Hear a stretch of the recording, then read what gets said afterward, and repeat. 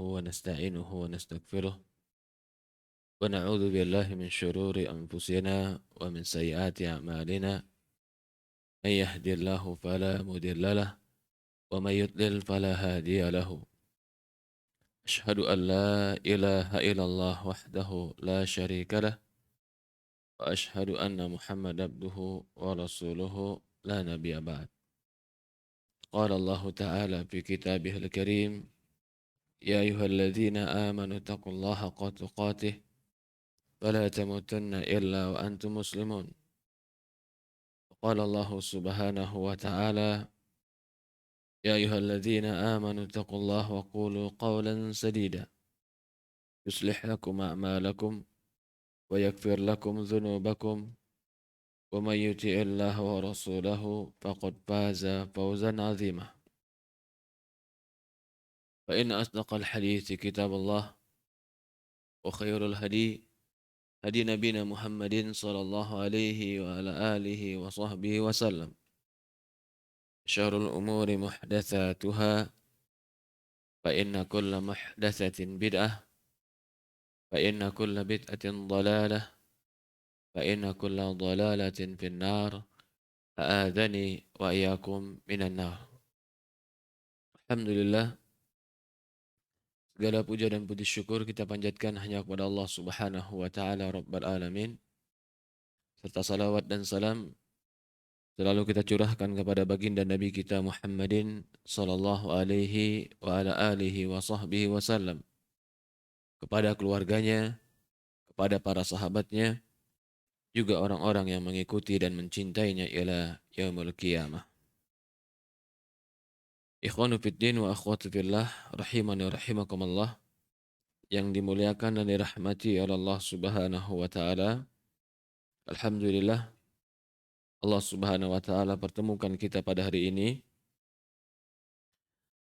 Insyaallah pada hari ini kita akan membahas sebuah buku yang ditulis oleh Imam Syamsuddin Muhammad bin Abi Bakar, yang ma'ruf dikenal dengan Imam Ibnu Qayyim Al-Jauziyah rahimahullah ta'ala. Risalah ini diberi nama dengan Risalah Tabukiyah, Surat Tabukiyah, atau Risalah Tabukiyah. Risalah Tabukiyah ini berbicara tentang ketika ada seorang yang meminta nasihat kepada Imam Ibnu Qayyim rahimahullah ta'ala, maka dia nasihatkan dengan buku ini. Dia tuliskan buku ini.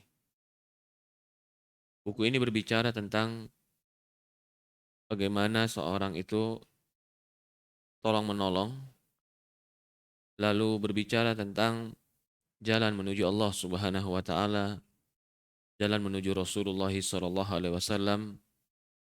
Kemudian berbicara tentang apa saja yang menyempurnakan tujuan kita kepada Allah Subhanahu wa taala dan mengikuti Rasulullah sallallahu alaihi wa ala alihi wasallam.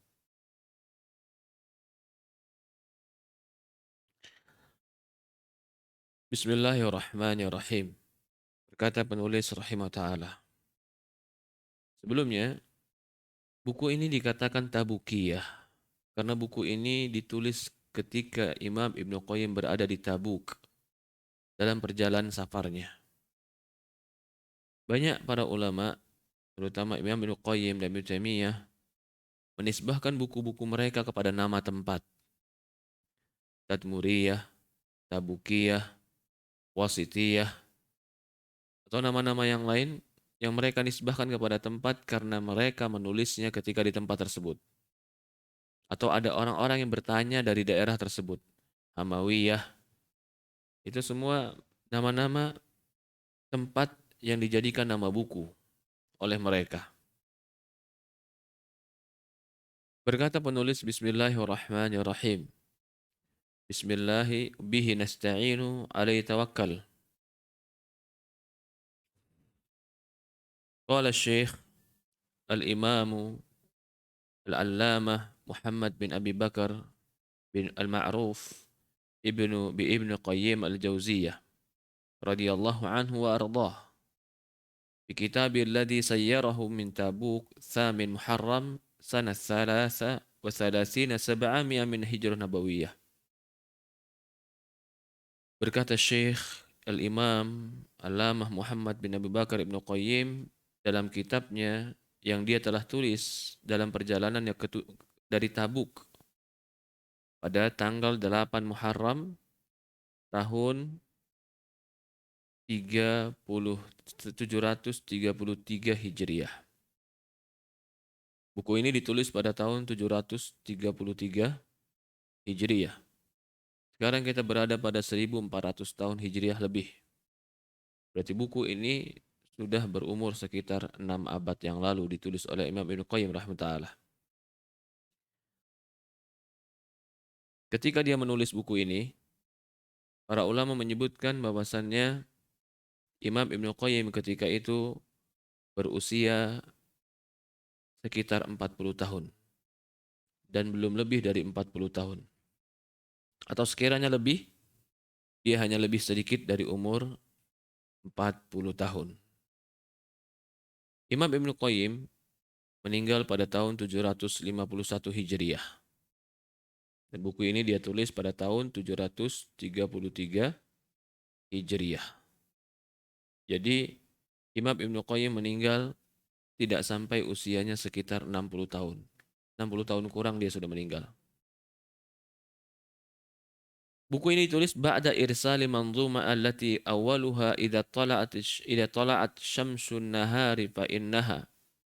Buku ini ditulis setelah dia membahas sebuah syair yang sebelumnya dia tulis syair. Syair itu yang dikatakan idza tala'at syamsun nahari fa innaha. Ini kebiasaan para ulama. Banyak para ulama seperti ini. Di dalam safar mereka, jalan mereka, mereka menulis buku. Subhanallah. Ini menunjukkan bahwasannya betapa mereka orang-orang yang memperhatikan waktu mereka. Ketika safar. Ketika itu di safar tidak seperti sekarang. Orang safar mungkin sekarang dengan mobil yang nyaman, ber-AC, tenang, gak berdebu. Perjalanan juga tidak terlalu sulit. Kalau zaman dulu, orang safar sudah jelas di padang pasir, berdebu, panas, dengan onta, dengan perbekalan secukupnya.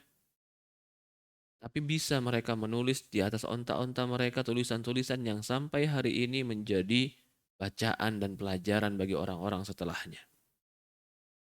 Buku ini buku yang singkat, maka dikatakan risalah.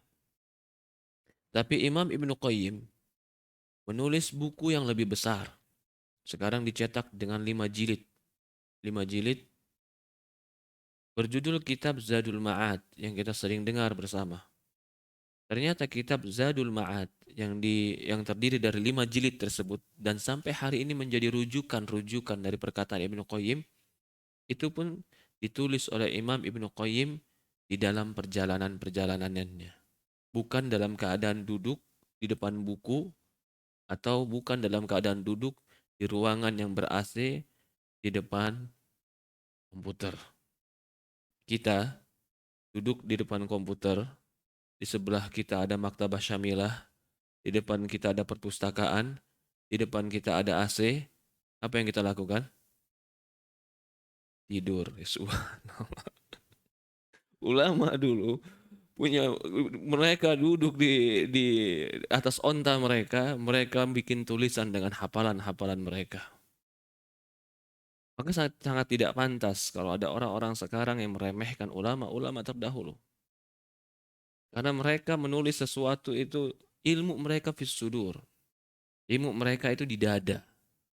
Semua mereka hafal, semua mereka pahami, semua yang mereka paham dan hafal mereka amalkan. Dan ini pun salah satu cara untuk mengokohkan ilmu adalah menulisnya. Berkata Syekh, jadi di sini dia menulisnya dalam keadaan safar di atas kendaraannya perjalanan dari Tabuk pada tahun 733 Hijriah dan usianya ketika itu 40 tahun. Usia 40 tahun Imam Ibnu Qayyim itu sudah menjadi imam yang banyak buku-buku dan tulisan yang dia telah tulis. Bahkan dia termasuk salah satu ulama yang paling banyak bukunya. Bahkan hidupnya miskin. Karena setiap dia punya uang dan harta selalu dia belikan buku. Karena buku di zaman itu tidak seperti sekarang. Di zaman itu satu buku ya betul-betul buatan tangan. Tertulis dengan tangan. Kalau sekarang mungkin satu buku dicetak masuk percetakan keluar langsung ribuan eksemplar. Kalau dulu tidak. Satu buku ya satu penulis.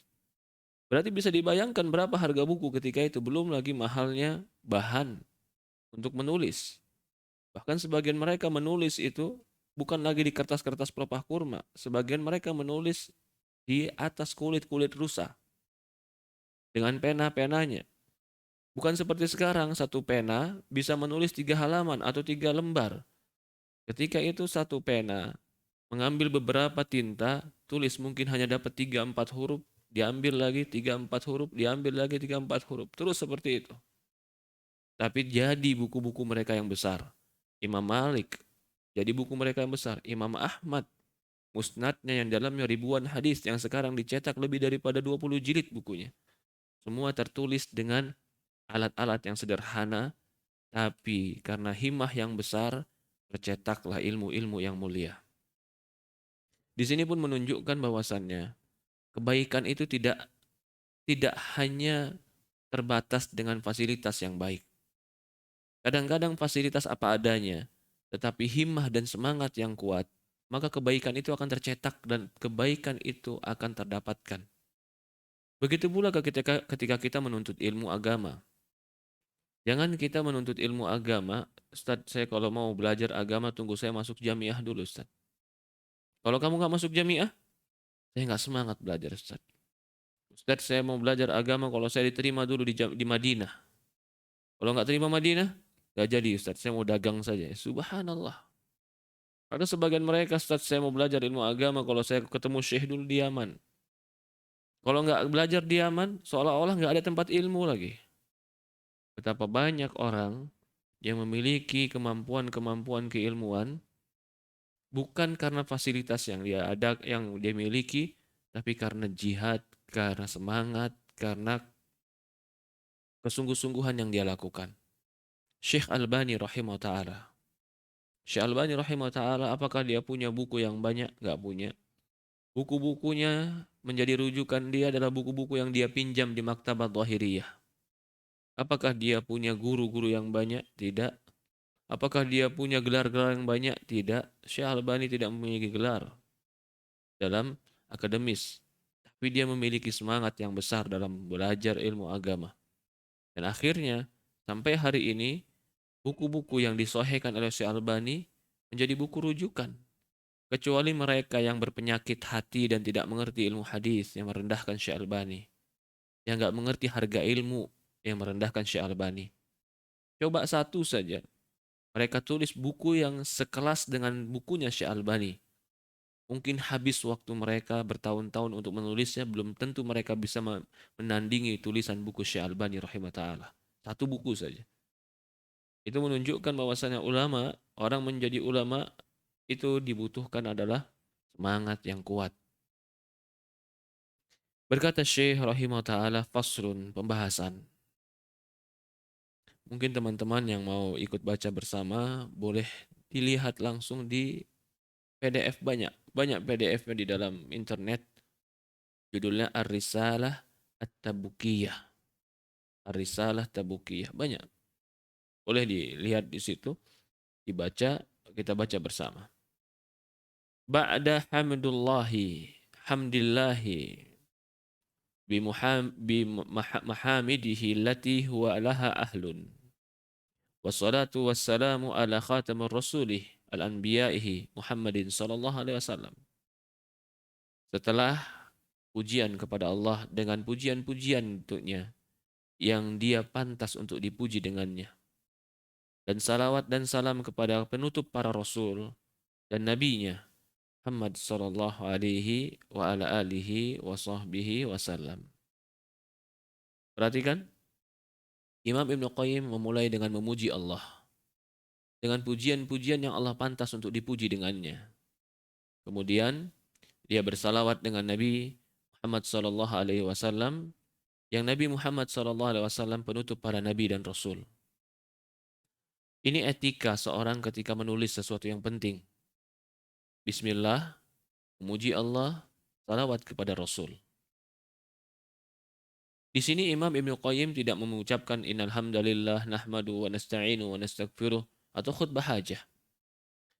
Ini bukan berarti Imam Ibnu Qayyim tidak mengerti tentang keutamaan dan adab terhadap khutbah hajah. Tapi yang jelas dia tetap menggunakan salawat kepada Rasul, pujian kepada Allah, memulai dengan bismillah, dan itu sudah cukup sebagai awal pembukaan dari sebuah catatan dan buku. Apalagi buku yang ringkas seperti ini, buku yang ringan, tentu dia membukanya dengan sesuatu yang sesuai dengan yang dia butuhkan. Amma ba'du. Fa inna Allah subhanahu wa ta'ala yaqulu fi kitabih wa ta'awanu 'alal birri wat taqwa wa la ta'awanu 'alal ismi wal 'udwan wattaqullaha innallaha syadidul iqab. Sesungguhnya Allah Subhanahu wa taala berfirman dalam kitabnya, bertolong-menolonglah kalian di atas kebaikan dan ketakwaan, dan jangan kalian bertolong-menolong di atas dosa dan permusuhan. Bertakwalah kepada Allah, sesungguhnya Allah maha keras hukumannya. Ayat ini menjadi ayat pembuka dalam buku ini, karena buku ini dilandasi dengan ayat ini. Artinya, semua yang akan dibahas dalam buku ini, landasannya adalah surat Al-Ma'idah ayat 2. Tolong menolonglah kalian di atas kebaikan dan ketakwaan, dan jangan kalian tolong menolong di atas dosa dan permusuhan. Bertakwalah kepada Allah, sesungguhnya Allah maha keras hukumannya. Sangat keras hukumannya. Kata Imam Ibn Qayyim, وَقَدْ اشْتَمَلَتْ هَذِهِ الْآيَةُ عَلَى جَمِيعِ مَصَالِحِ الْعِبَادِ فِي مَعَاشِهِمْ وَمَعَادِهِمْ. Ayat ini mencakup seluruh kebaikan-kebaikan bagi hamba dari kehidupannya dan hari akhiratnya. Fima bainahum fi ba'dihim ba'dha.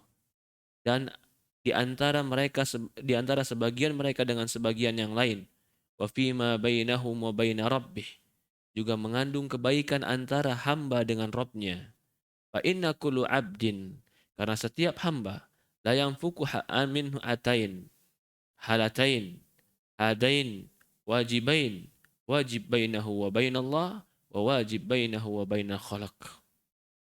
Karena setiap hamba tidak akan pernah lepas dari dua keadaan ini dan dua kewajiban ini.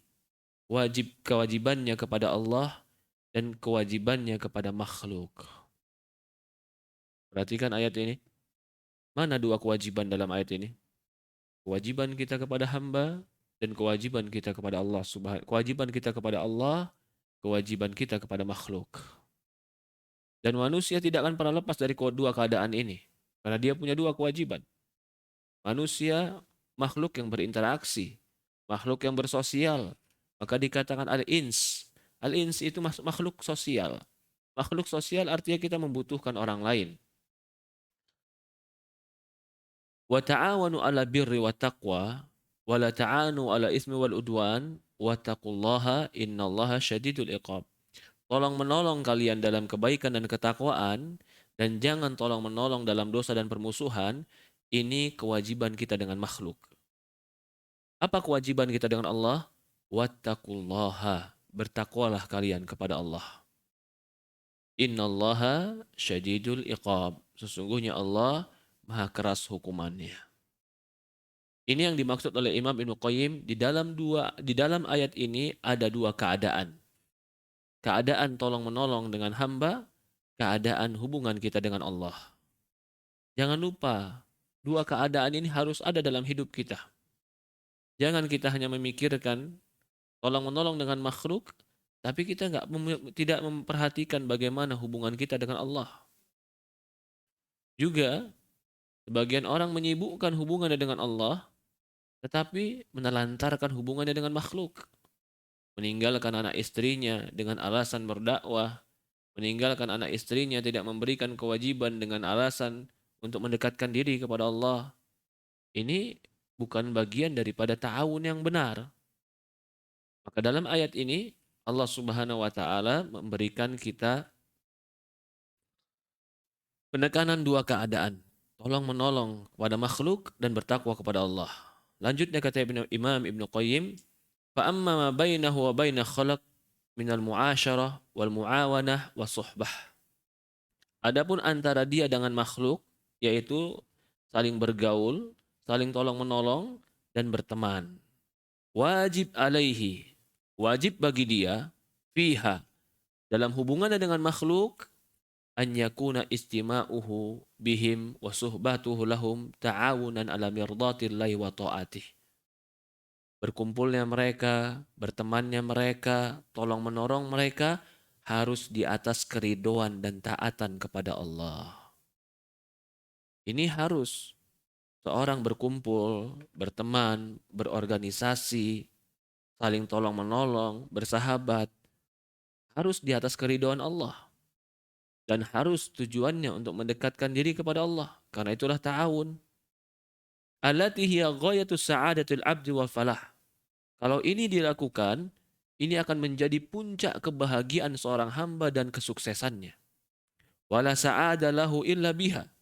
Dia tidak akan mungkin bisa bahagia kecuali dengan ini. Wahia albirru wa taqwa. Itulah yang dikatakan albir, kebaikan dan ketakwaan. Ya. Jadi Imam Ibnu Qayyim ingin mengatakan di sini kepada kita bahwasannya kita itu manusia sosial, ins.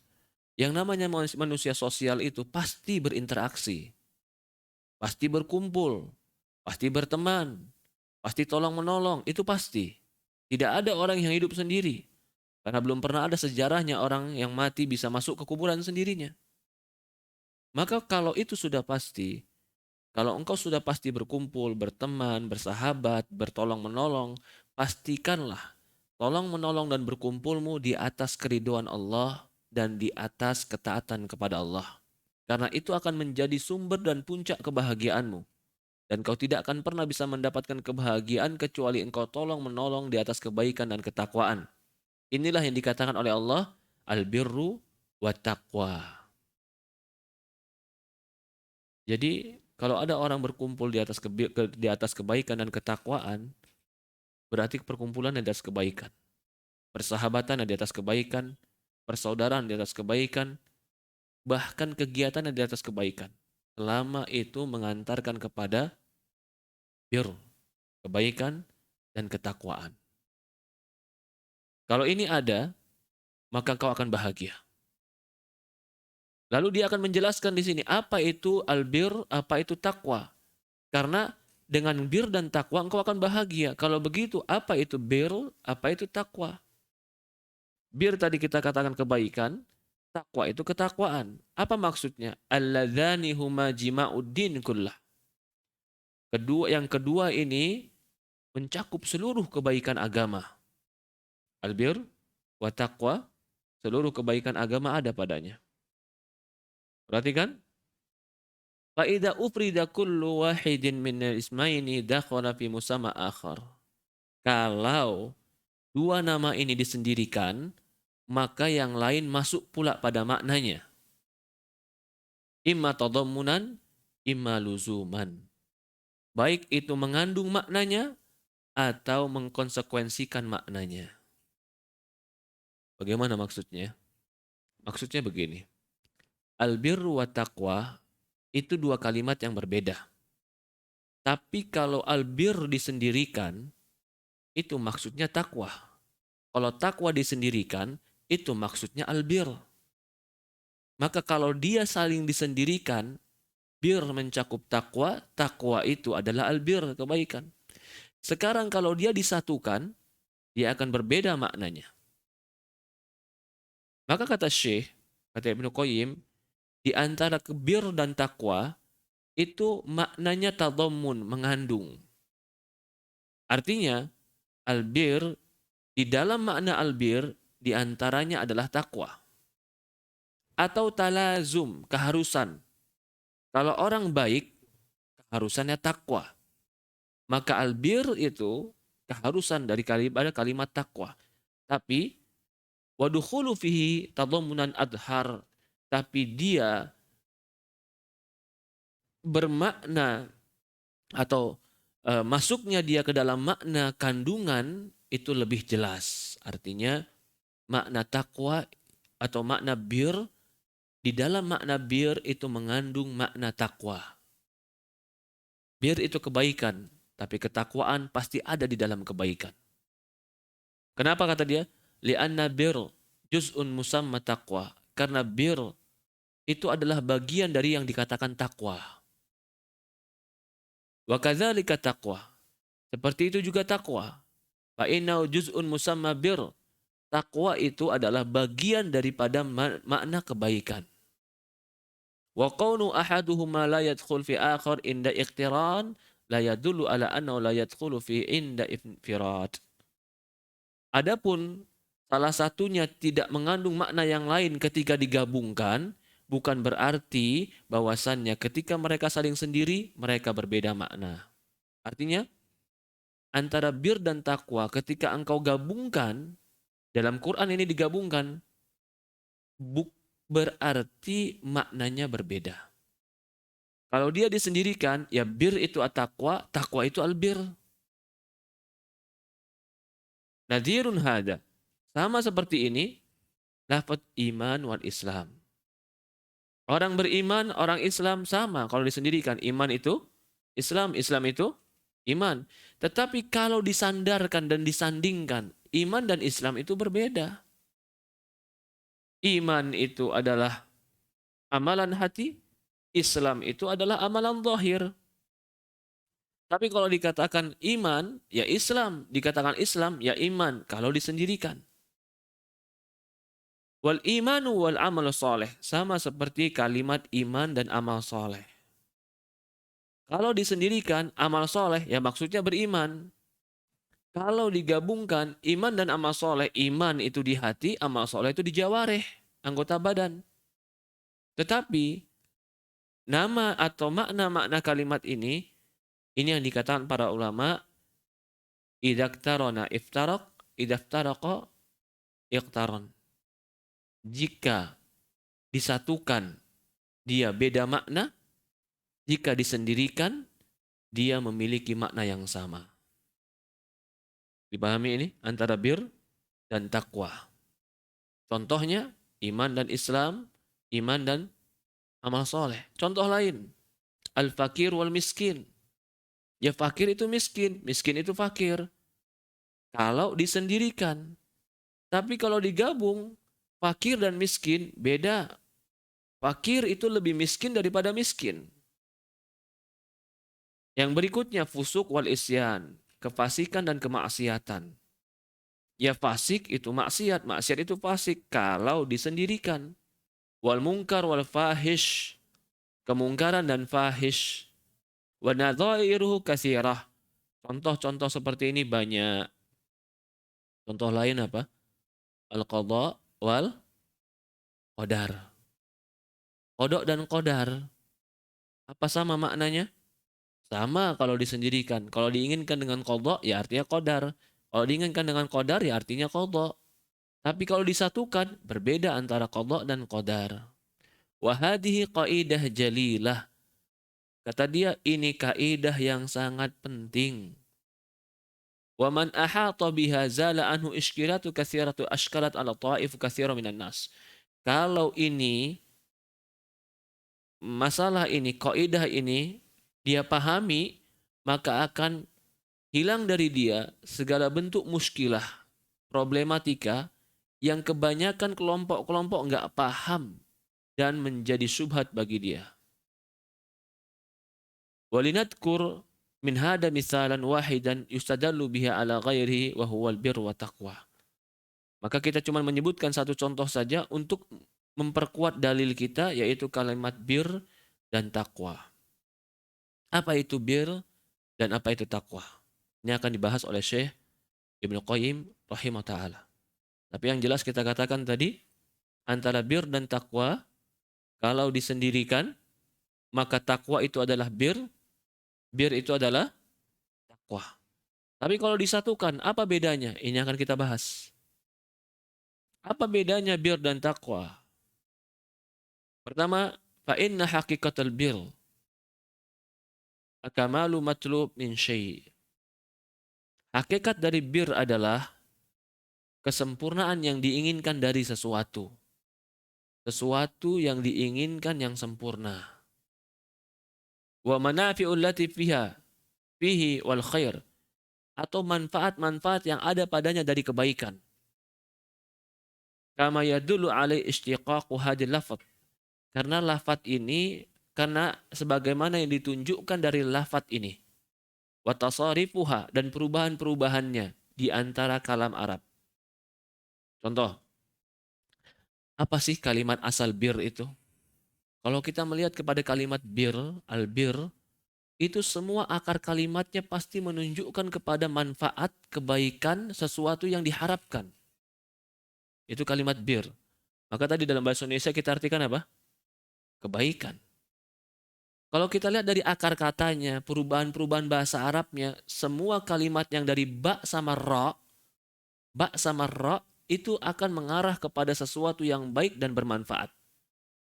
Contoh, kata dia al-bur. Bidhammah likasratil manafi'. Al-bur. Bur itu dalam bahasa Indonesia artinya gandum. Kenapa gandum dikatakan bur? Ba dan ro juga, bur. Karena gandum makanan pokok yang paling bermanfaat untuk mereka.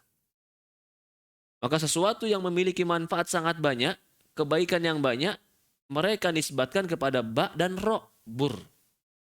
Baik itu bar atau bur. Bar itu berarti kebaikan, bur itu berarti gandum. Kenapa gandum dikatakan bur? Karena gandum banyak manfaatnya. Wa khairuhu na'am bi'idhafati ila sa'iril hubub.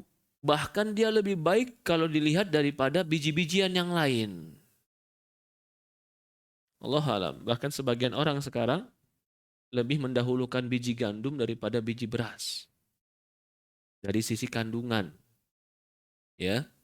Karena bur lebih bermanfaat daripada yang lainnya. Contoh lagi. Minhu, di antara maknanya adalah rajulun barun. Baknya panjang sekarang.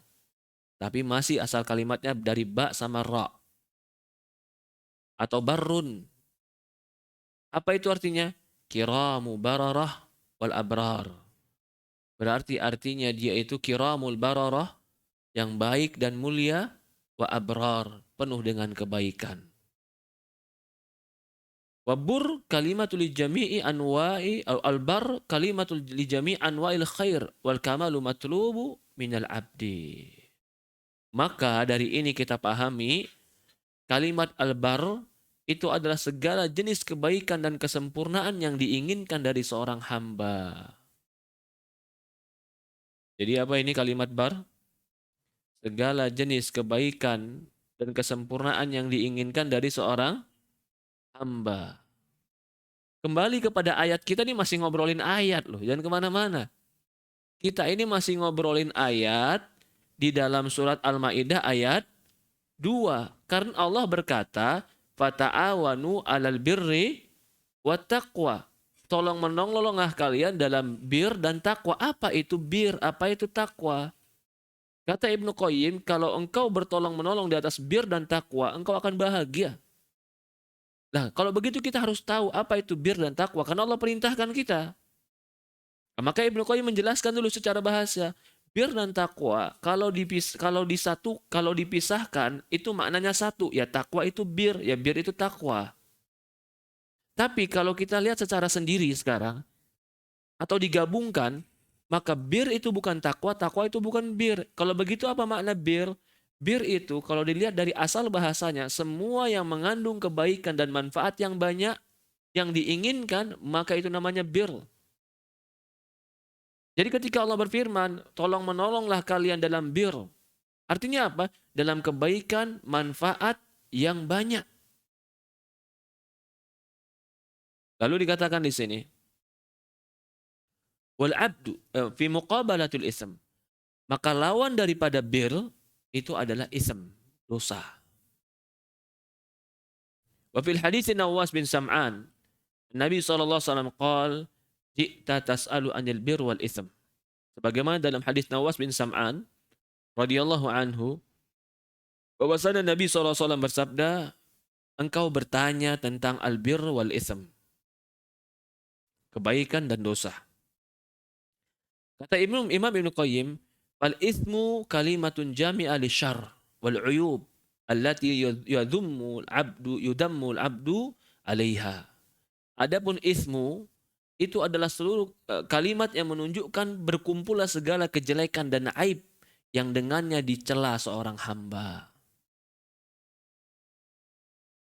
Ism kalau kita keterjemahkan bahasa Indonesia artinya dosa. Sementara ismu itu lawan dari birru. Berarti bir juga bisa kita artikan pahala dan kebaikan. Nah, kalau Allah perintahkan engkau ta'awun ala birri wa taqwa, tolong menolonglah dalam bir dan takwa. Artinya apa? Tolong menolonglah engkau dalam kebaikan, pahala dan manfaat dan takwa. Apa itu takwa? Nanti dijelaskan sama dia. Fa yadkhulu fi musamma birrul iman. Masih menjelaskan tentang bir. Bahkan terkadang kalimat bir itu masuk ke dalamnya perkara-perkara iman. Wa ajza'uhu adh-dhahirah wal batinah. Bahkan balasan-balasan keimanan yang zahir dan yang batin. La raiba anna taqwa juz' min hadzal makna. Lah ini pun enggak diragukan bahwasannya takwa juga terkadang dimanakan iman. Wa aktsar ma yu'abbaru bil bir anil birri qalb. Tapi kebanyakannya orang mengungkapkan kalimat bir itu adalah kebaikan hati.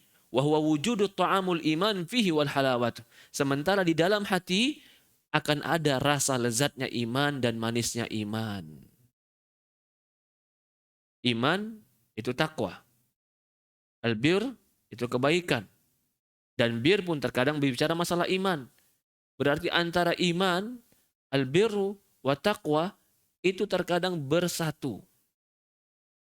Wa ma yazimu dzalika min tuma'ninati wa salamati wa insyiral quwwati wal farwa bil iman.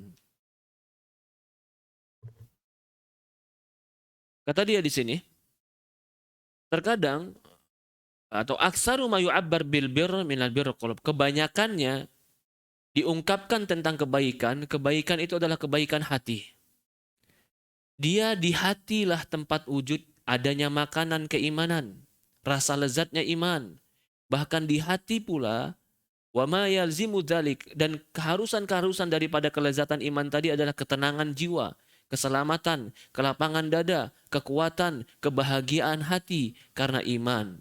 Karena iman adalah kebahagiaan, kelezatan, kemanisan di dalam hati. Jadi orang kalau berbuat baik, orang baik yang berbuat baik, akan bahagia nggak hatinya? Bahagia kan? Maka kebaikan itu akan ada di hatinya. Hati itu tempatnya iman. Iman itu pun punya rasa lezat dan baik. Iman itu punya rasa apa? Iman punya rasa lezat. Maka antara kebaikan, keimanan, dan kelezatan hati itu nggak bisa terpisahkan.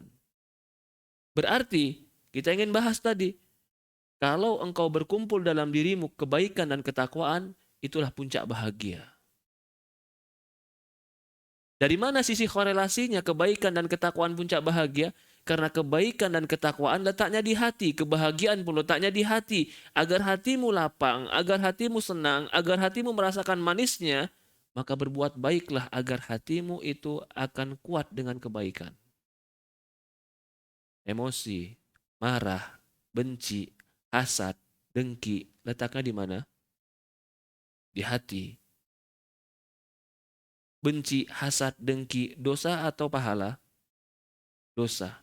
Ketika ada kedengkian, kehasatan, kebencian di hati, apa yang akan dia rasakan? Kesempitan.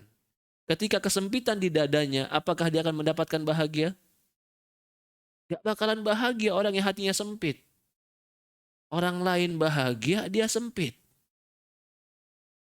Orang lain senang, dia marah. Orang lain sedang menikmati mobil baru, dia yang mukanya merah. Kenapa? Di mana letaknya? Di dalam hatinya.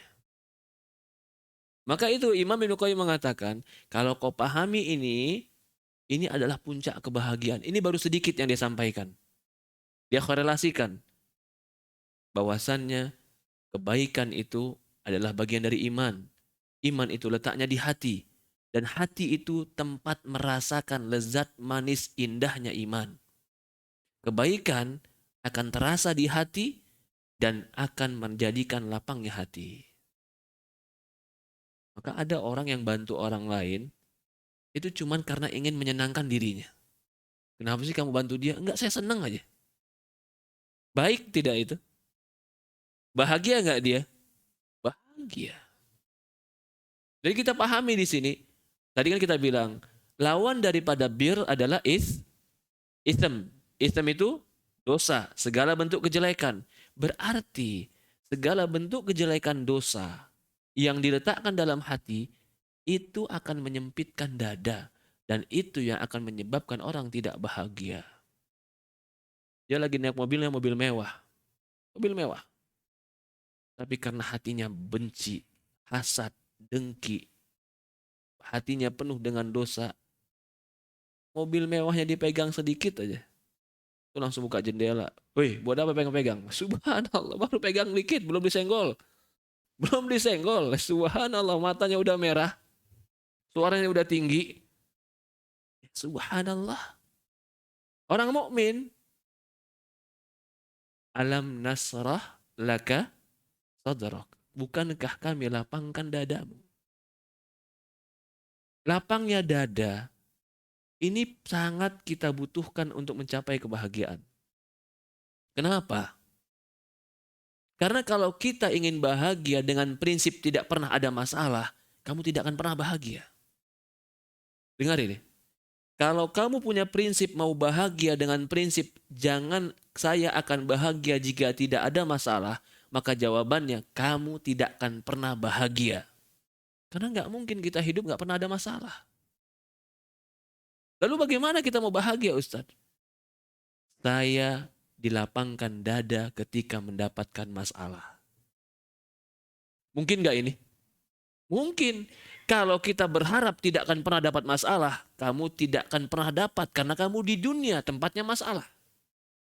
Tapi kalau kamu berharap, ya Allah lapangkan dadaku ketika mendapatkan masalah, inilah kebahagiaan.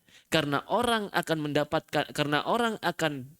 mampu menghadapi masalah ketika dadanya dilapangkan oleh Allah Subhanahu wa taala. Alam nasrah laka sadrak. Bukankah kami lapangkan dadamu? Pulang ke rumah, taklim lama. Begitu taklim lama pulang ke rumah, orang rumah marah-marah. Kemana aja? Pulang lama. Ini anak-anak gak ada yang megangin. Kalau dada sempit apa yang terjadi? Gak jadi masuk rumah, dia balik lagi ambil kunci motor, dia main nongkrong ke kafe. Yang di rumah tambah marah. Tapi kalau dia dadanya lapang, masalah ada nggak? Ada. Tapi dada dia lapang. Dia senyum, dia buka pintu, Assalamualaikum. Dia biarkan dulu yang sedang bicara, baru dia bilang, ada apa Ki? Selesai masalah. Hah? Berarti masalah itu cara menghadapinya dengan kelapangan dada. Manusia itu tetap ada masalah. Tapi bagaimana cara menghadapi masalah? Kembali kepada bahasan kita. Orang yang yang baik, akan Allah berikan kebaikan dalam hatinya. Dan hatinya akan dilapangkan oleh Allah. Lapangnya, lezatnya kebaikan itu adalah bagian daripada keimanan.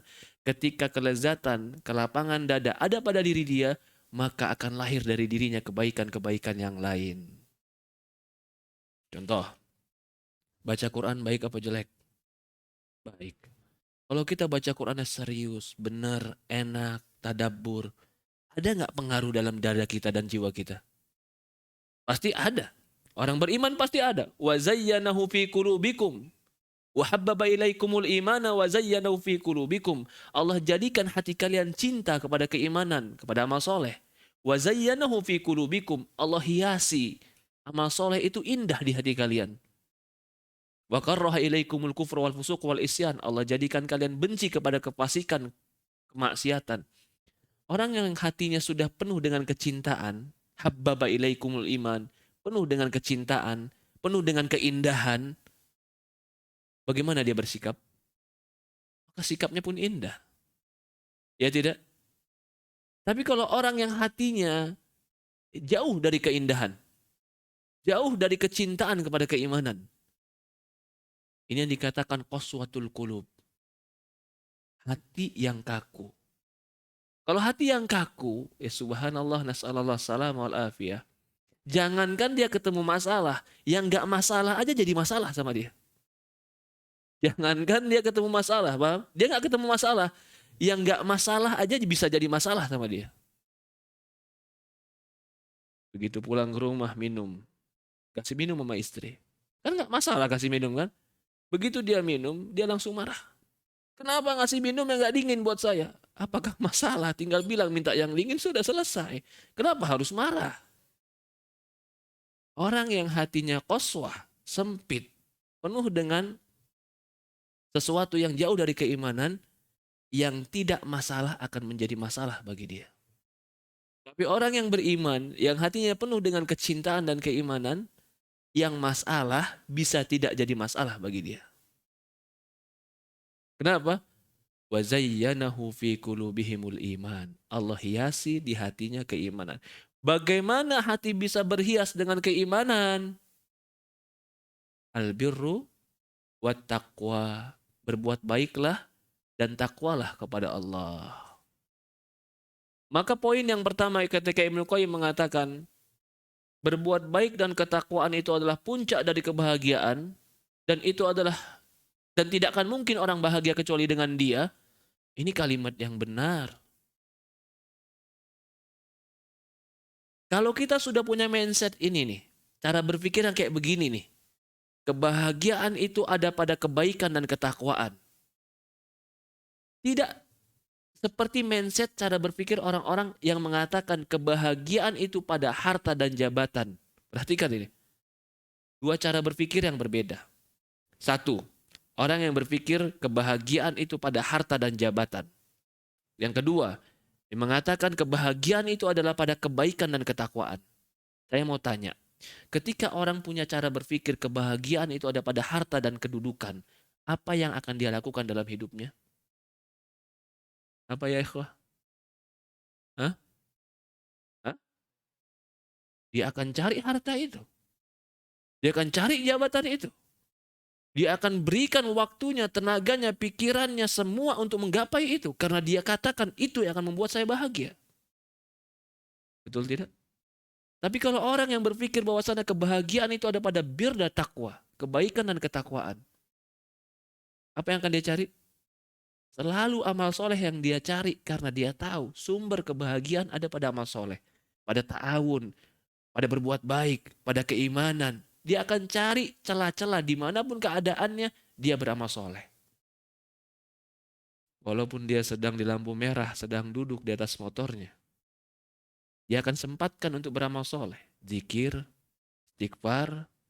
Bukankah itu melapangkan dada? Maka dari itu orang mukmin harus tahu di mana sumber bahagia.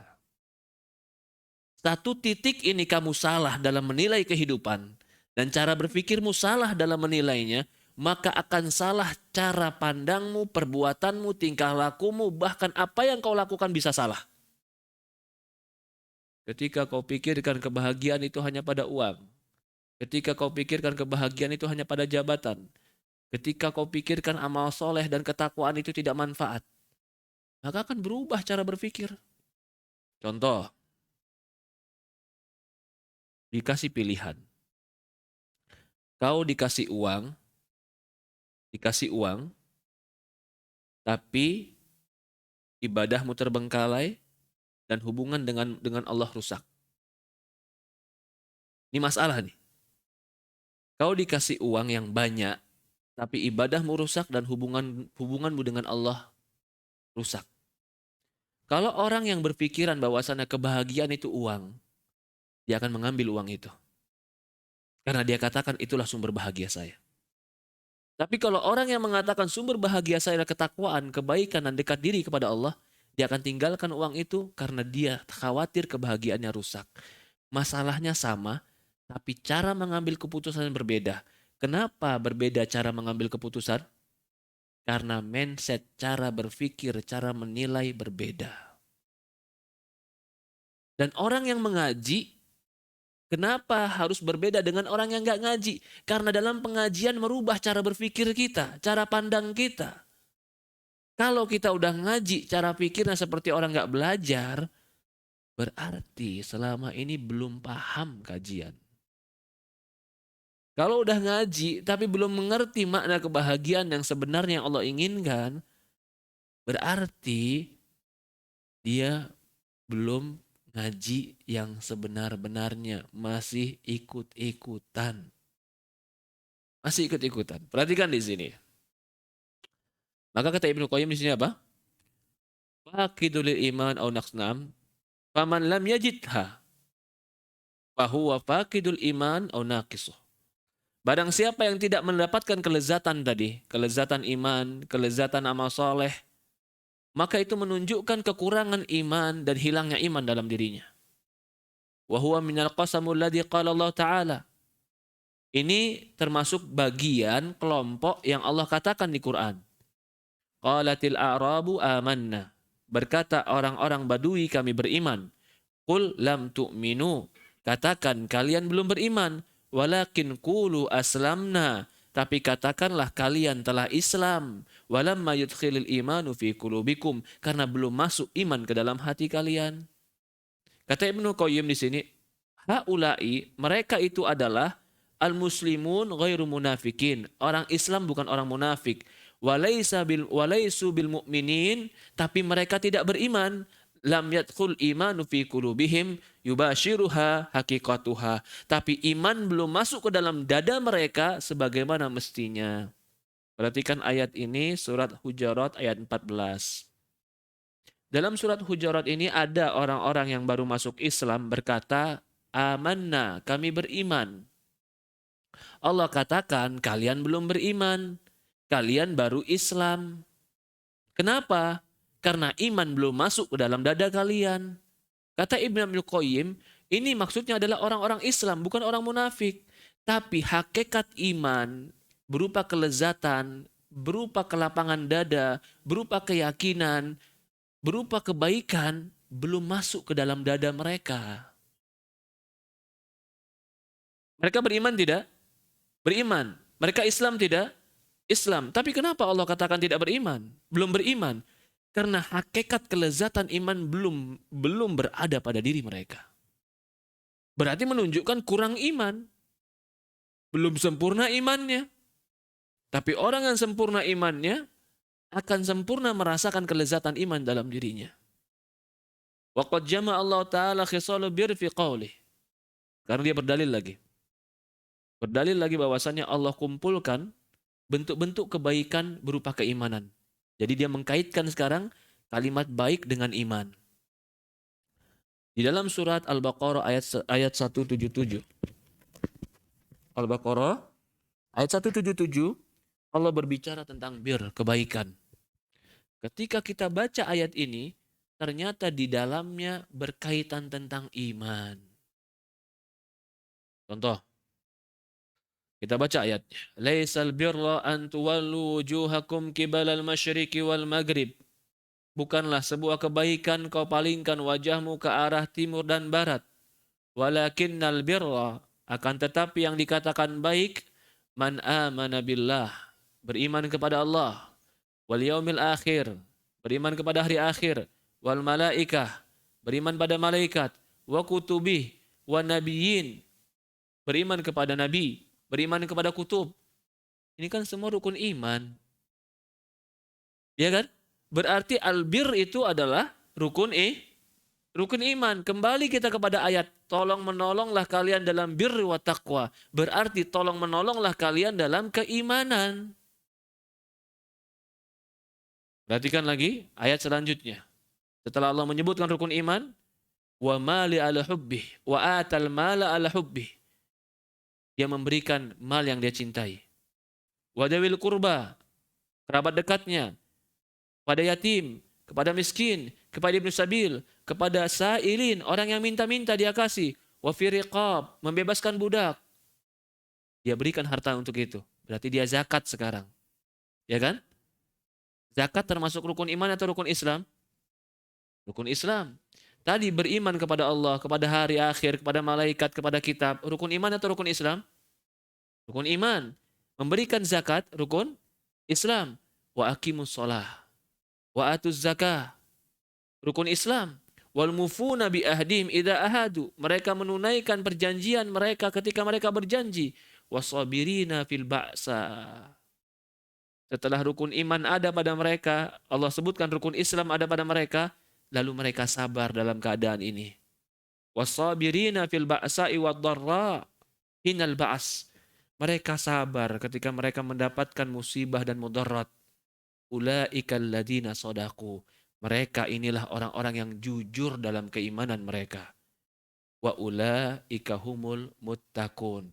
Dan mereka adalah orang-orang yang takwa. Perhatikan ayat ini. Ayat ini menjelaskan tentang bir.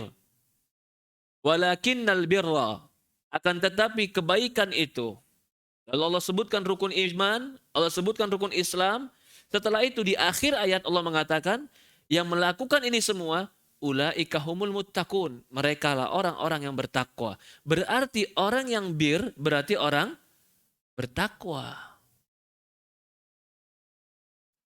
Orang yang berlaku kebaikan berarti orang bertakwa. Ulaika humul muttaqun. Mereka lah orang-orang bertakwa. Kata Imam Ibnu Qayyim, akhbara subhanahu wa ta'ala annal birra wal imanu bihi wa malaikati wa kutubi wa rusuli wal yaumil akhir. Allah mengabarkan bahwasanya albir itu adalah beriman kepadanya, kepada malaikat, kepada kitab, kepada rasul, kepada hari akhir. Wa hadhihi usulul imanu khams. Inilah dikatakan rukun iman yang 5. Allati la qiwamul iman illa bih, yang tidak akan mungkin bisa tegak iman kecuali dengan dia. Wa annahu syara'il dhahirah.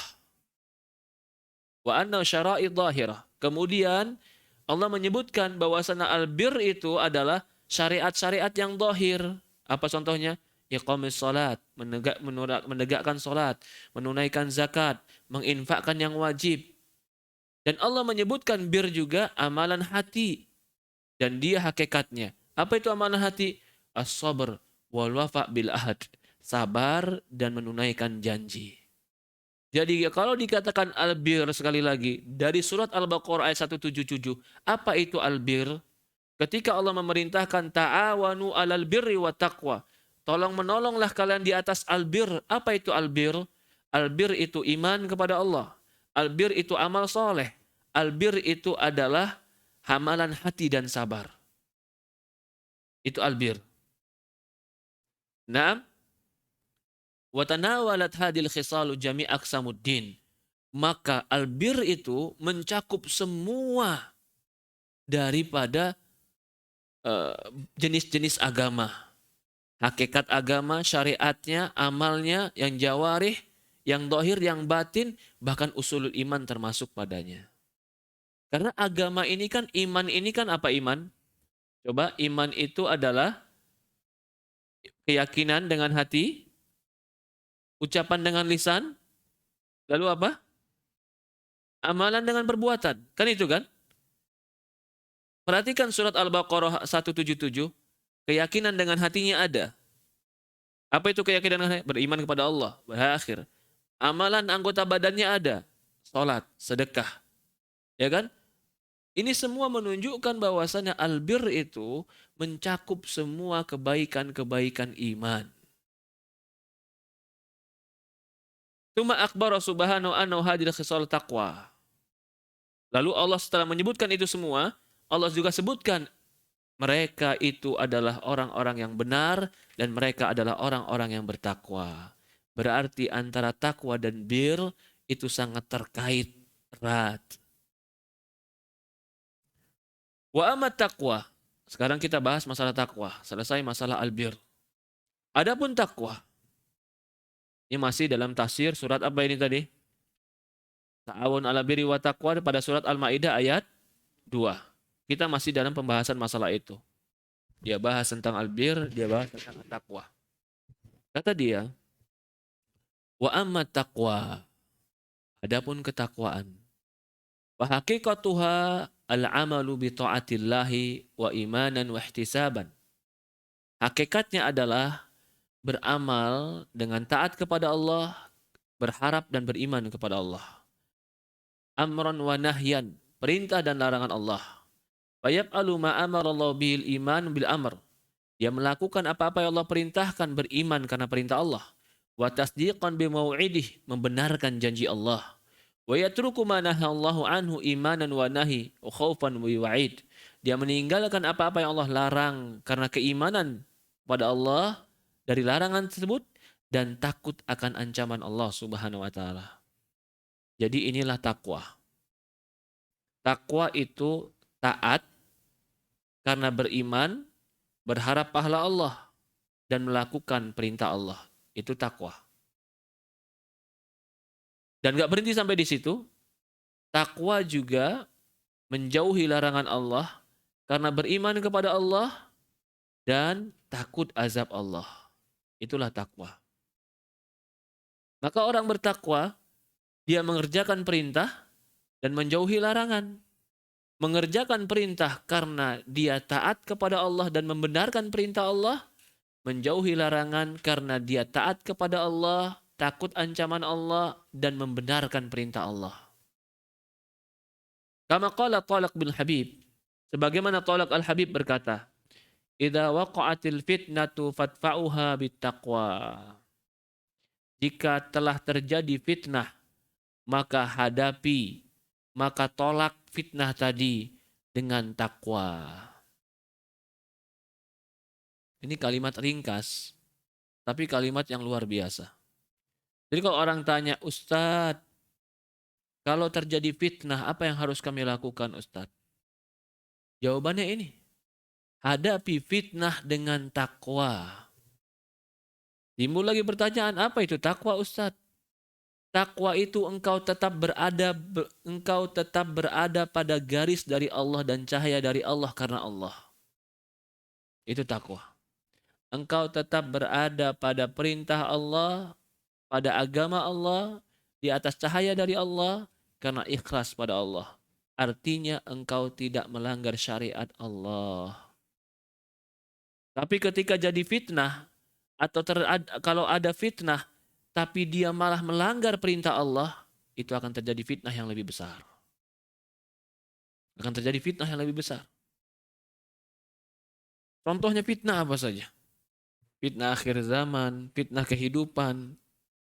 Jangan kita melakukan sesuatu yang bertentangan atau keluar dari syariat Allah ketika terjadi fitnah. Qalu wa ma taqwa? Ditanya lagi Talaq bin Habib, apa itu takwa? Berkata Talaq bin Habib, an ta'mal bi ta'atillahi ala nur minallah. Engkau mengamalkan ketaatan kepada Allah di atas cahaya dari Allah. Wa tarju sawaballah, dan engkau berharap pahala Allah. Jadi melakukan ketaatannya karena berharap pahala Allah, bukan melakukan ketaatannya karena dunia. Wa anta turuku ma'siyatallah, dan engkau meninggalkan maksiat kepada Allah ala nuri minallah, di atas cahaya dari Allah, takhafu iqaballah, karena engkau takut hukuman dari Allah Subhanahu wa taala. Ini perlu digarisbawahi tentang definisi takwa yang terbaik. Jadi ini disebutkan oleh para ulama tentang definisi takwa yang terbaik. Engkau mengakukan amalan ketaatan kepada Allah di atas cahaya dari Allah dan berharap pahala Allah. Artinya engkau melakukan ketaatan itu di atas ilmunya dari Allah, dan kau lakukan pun ikhlas karena Allah. Wa antatruka ma'siyatullah, dan engkau meninggalkan maksiat kepada Allah di atas cahaya dari Allah, karena engkau takut hukuman dari Allah Subhanahu wa taala. Wa hadi min ahsani ma qila fi haddi taqwa. Ini definisi yang terbaik tentang takwa. Fa inna kullu amalin, karena semua amalan, la budda lahu min mabda' wal ghayah. Karena semua amalan pasti ada permulaan dan pasti ada puncaknya. Fala yakunu amalu ta'ah wa qurbah hatta yakunu masdaru min iman. Sebagaimana amalan ketaatan mendekatkan diri kepada Allah tidak akan bisa kecuali dasarnya keimanan. Fayakunu ba'itsu alaihi wal imanu mahdhah. Maka yang mendorong adalah amalan kebaikan tadi adalah iman semata. Wala adah, bukan karena melakukan adat. Kenapa sih kau tolong dia? Ya karena memang sudah adat harus tolong orang. Bukan, tolong orang karena Allah, bukan karena adat. Kenapa sih kau harus berbicara santun? Ya karena adat. Bukan. Kau berbicara santun bukan karena adat. Karena Allah. Kenapa sih harus senyum? Ya karena memang harus berbuat baik, Ustaz. Bagaimana orang saya memang kerjanya di sini melayani tamu, ya saya harus senyum. Bukan. Kau senyum harus karena Allah. Kalau itu yang kau lakukan, kebaikan-kebaikan tadi, dengan kita tadi bicara kebaikan. Lalu kebaikannya karena apa kau lakukan? Kalau kau lakukan karena Allah, itulah yang dikatakan ketakwaan. Tapi kalau kebaikannya cuma karena adat, kebiasaan, atau mungkin karena ketidakenakan, atau mungkin karena berharap pujian manusia, itu kebaikan tapi bukan ketakwaan. Karena takwa, kebaikan yang dibangun di atas dasar iman kepada Allah. La hawa wa la talabul mahmadah. Wajah ghairu dzalik. Jangan kau hanya minta, jangan karena hawa nafsumu, jangan cuma karena ingin dipuji atau mencari kedudukan. Bala budda an yakuna mabda'uhu mahdhal iman. Bahkan harusnya awal pendorong kebaikan itu karena iman. Wa ghayatuh, dan puncaknya thawab Allah, berharap pahala dari Allah. Wabtigha'an mardatih, mencari ridhonya. Wahwa ihtisab, itulah yang dikatakan berharap dari Allah. Jadi takwa bukan hanya baik. Orang bisa jadi baik tapi nggak takwa. Ustadz, saya punya tetangga non muslim, subhanallah Ustadz, santunnya luar biasa, baiknya luar biasa, rahmahnya luar biasa. Iya, kenapa? Pahala nggak Ustadz? Tidak. Kenapa? Karena baik bukan takwa. Yang dihitung takwa atau baik, Pak? Takwa. Apa bedanya baik sama takwa?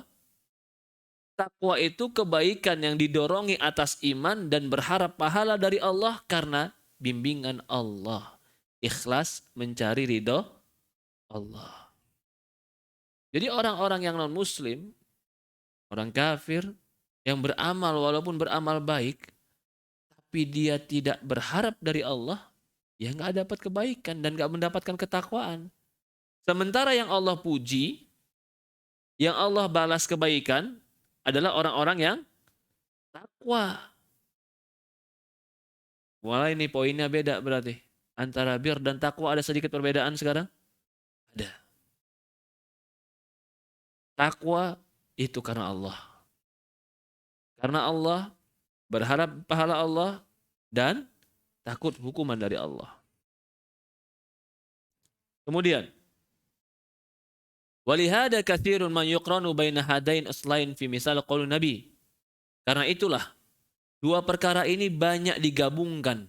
Seperti ucapan Nabi, man shoma Ramadan, barang siapa yang berpuasa di bulan Ramadan, imanan wahtisaban, beriman dan berharap. Kenapa dua ini digabungkan? Ayo yang bisa jawab. Kan kita tadi bilang, semua itu ada mabda'nya, ada dasarnya, ada puncaknya. Dasarnya apa?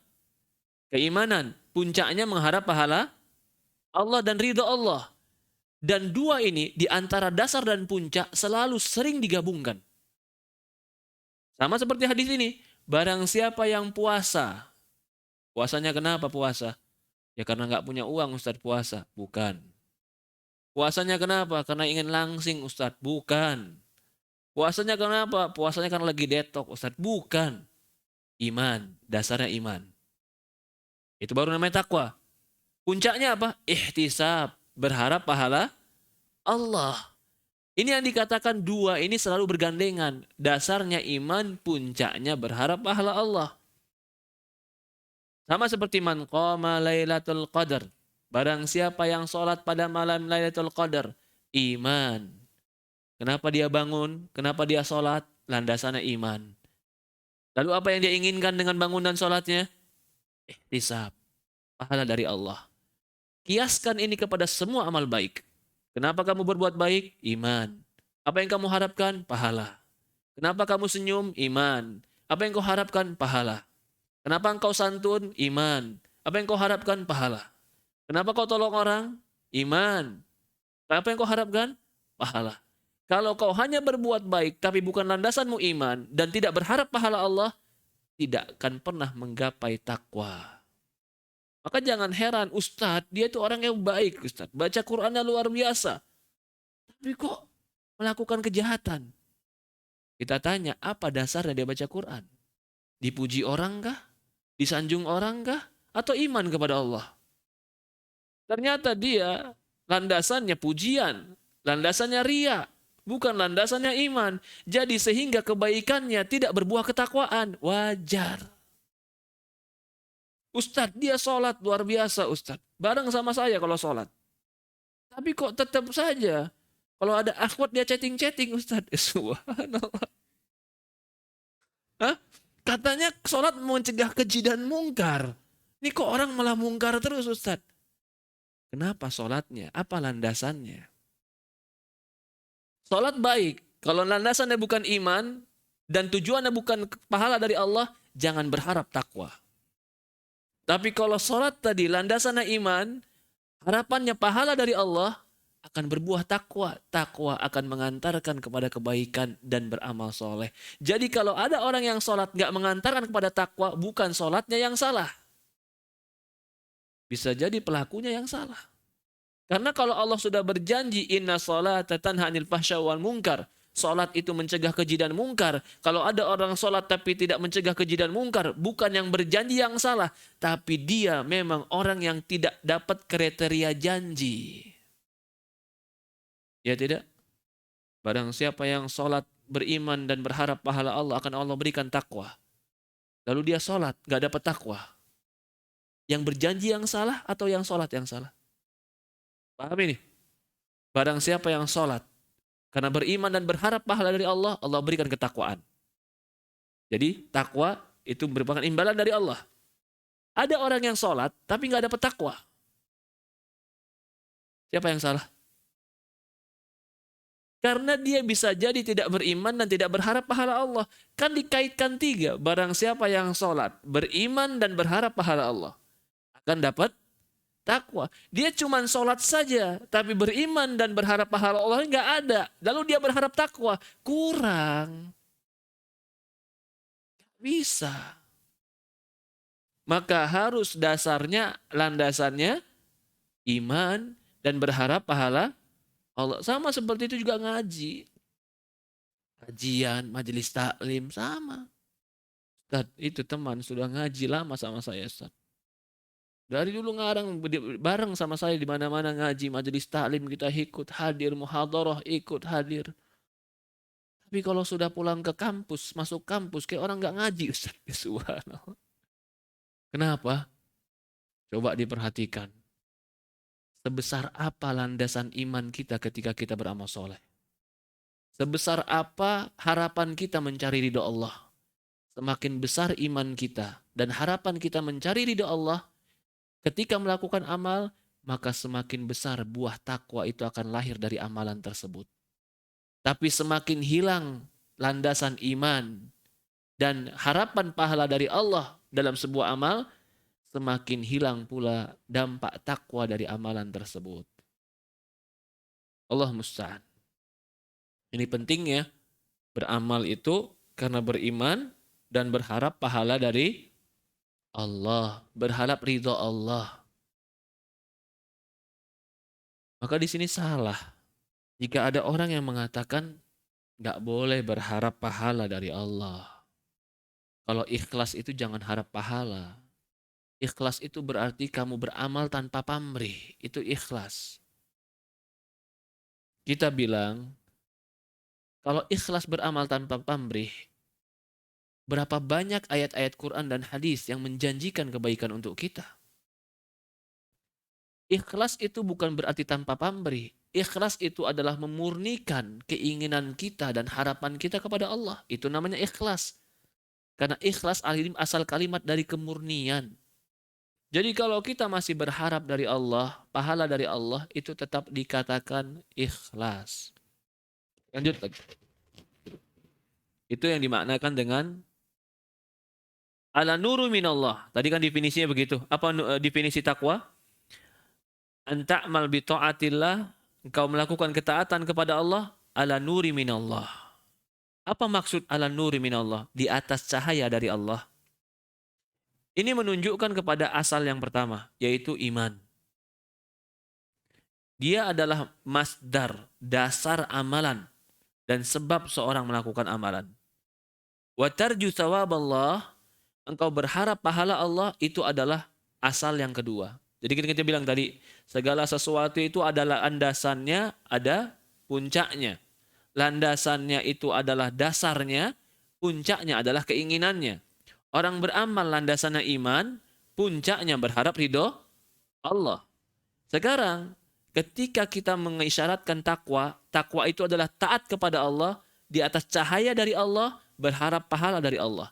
Berarti taat itu, ini amalannya. Landasannya apa? Nuru minallah. Nur minallah itu iman. Tarjuna thawaballah itu puncaknya. Berharap dari pahala dari Allah. Wa ghayat na'am.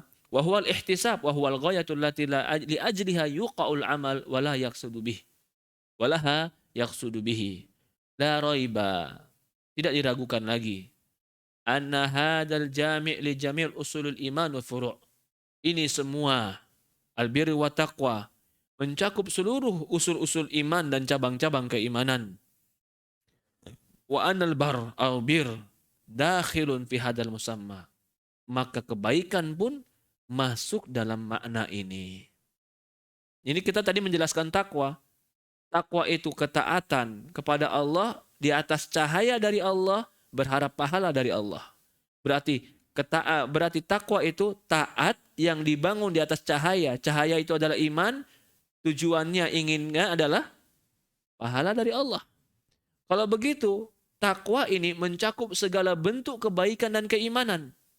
Kalau begitu, takwa juga mencakup di dalamnya albir, kebaikan. Masih kembali kepada surat Al-Maidah ayat 2. Allah berfirman, tolong menolonglah kalian di atas albirri wa taqwa. Kalau begitu apa makna bir, apa makna taqwa? Wa amma idaqtaran ahaduma bil akhar wa ta'awun ala bir wa taqwa wa farqu baina. Sekarang baru bahas. Adapun ketika keduanya disatukan. Kalau tadi kan dipisahkan kan? Bir berarti takwa, takwa berarti bir, saling mengandung. Ya enggak? Karena keperbuatan takwa pasti perbuatan baik. Tapi takwa harus dibarengi dengan iman dan berharap pahala Allah. Berarti takwa mengandung kebaikan. Kebaikan itu albir. Sekarang yang jadi masalah, ketika bir dan takwa itu maknanya berdekatan dan hampir sama, ketika Allah berfirman pada surat Al-Maidah, ta'awanu ala birri wa taqwa, tolong menolong kalian dalam kebaikan dan ketakwaan.